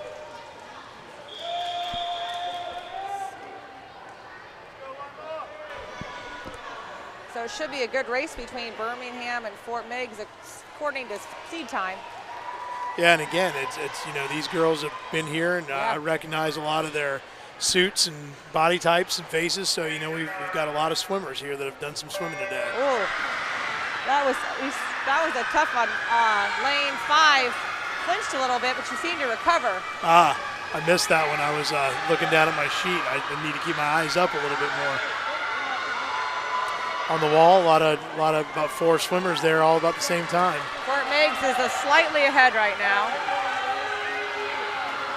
Fort Meigs and lane 5, excuse me.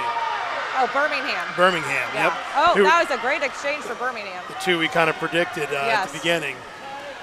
Now Birmingham's gone ahead.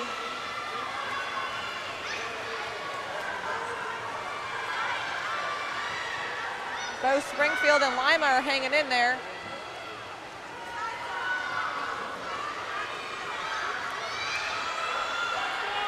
Springfield has caught up to Fort Meigs. Yeah. Birmingham's opened up about a body length lead.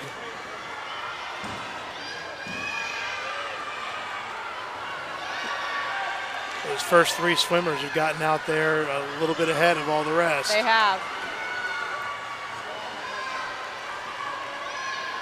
Looks like Birmingham still, then Fort Meigs, then Springfield. Fort Meigs is catching up. She is. She's doing a good job on that second 25. A good last leg. Well, she really caught up. She may get her right at the touch. Whoa, oh boy. That was a close exchange. That was a close exchange. We'll have to wait and see what the officials do. Again, it's too close to call. They've got officials there looking at everything.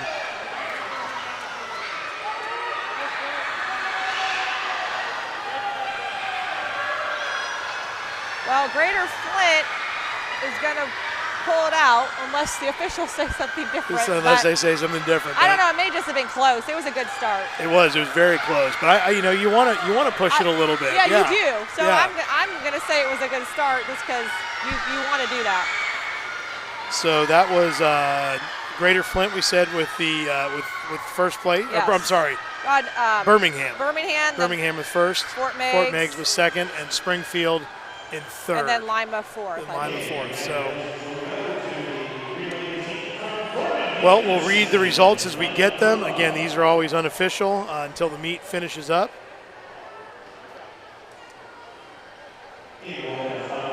But we do have the girls 11-12, 200 free completed. In first place was Greater Flint Team A with a 148.38. In second place was a Fort Meigs A with 148.64. Third place was Rapid Area with 149.47. Fourth place, Grand Traverse Bay with 153.51. Fifth place, Central Branch with a 153.53.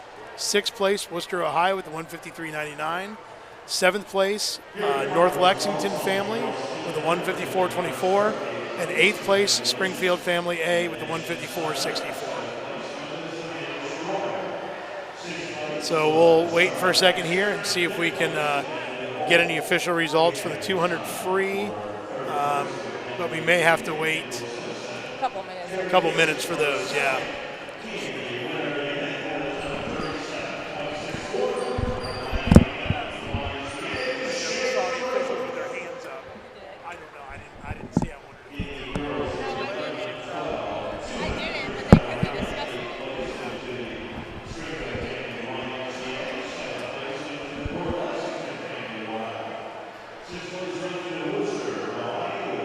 So maybe really quickly while we're waiting for that last one, we can look at some team scores. Obviously, this will be minus that last event. So the team scores going in tomorrow, again, minus the 10 and under 200 free relay. Fort Meigs in first place with 1365.5. Birmingham Family YMCA in second with 1,206. Rapid Area YMCA in third with 751.5. And Greater Flint YMCA in fourth place with 602.5. So there's one more event to add in there and all the boys tomorrow. So that can obviously change. So those top two teams look to be kind of separating themselves from the rest, but still very competitive for the both of those. Let's take one more look and see if we can get those final results. And if not, we may just have to sign off and let the morning people take a look at those tomorrow. It does say completed. So in first place was Birmingham Family A, 157.71. Second place, Fort Meigs A with 158.81. Third place, Springfield Family, 203.16. Fourth place, Lima A, 211.28. Fifth place, Fort Meigs B, 212.43. Sixth place, Lake County West End, 216.42. And seventh place, Fort Meigs C, 219.65. Hey, congratulations to all the swimmers today, and good luck tomorrow to the coaches and the teams and the boys swimmers. Absolutely, and it's been great working with you tonight, Marlena. Yeah, and, great with you too, Jason. Thank you. I don't know if we'll do this again. You don't have any boys, but I'll be back tomorrow for the boys 13. Or you don't have any boys I swimming have that boys, age. but You not do have swimming, boys, no. not swimming, yeah. I got all different ages. So, So and I'll be back tomorrow for the boys 13, 14. So Okay. looking forward to that. all right, thank you. Thank you. Okay.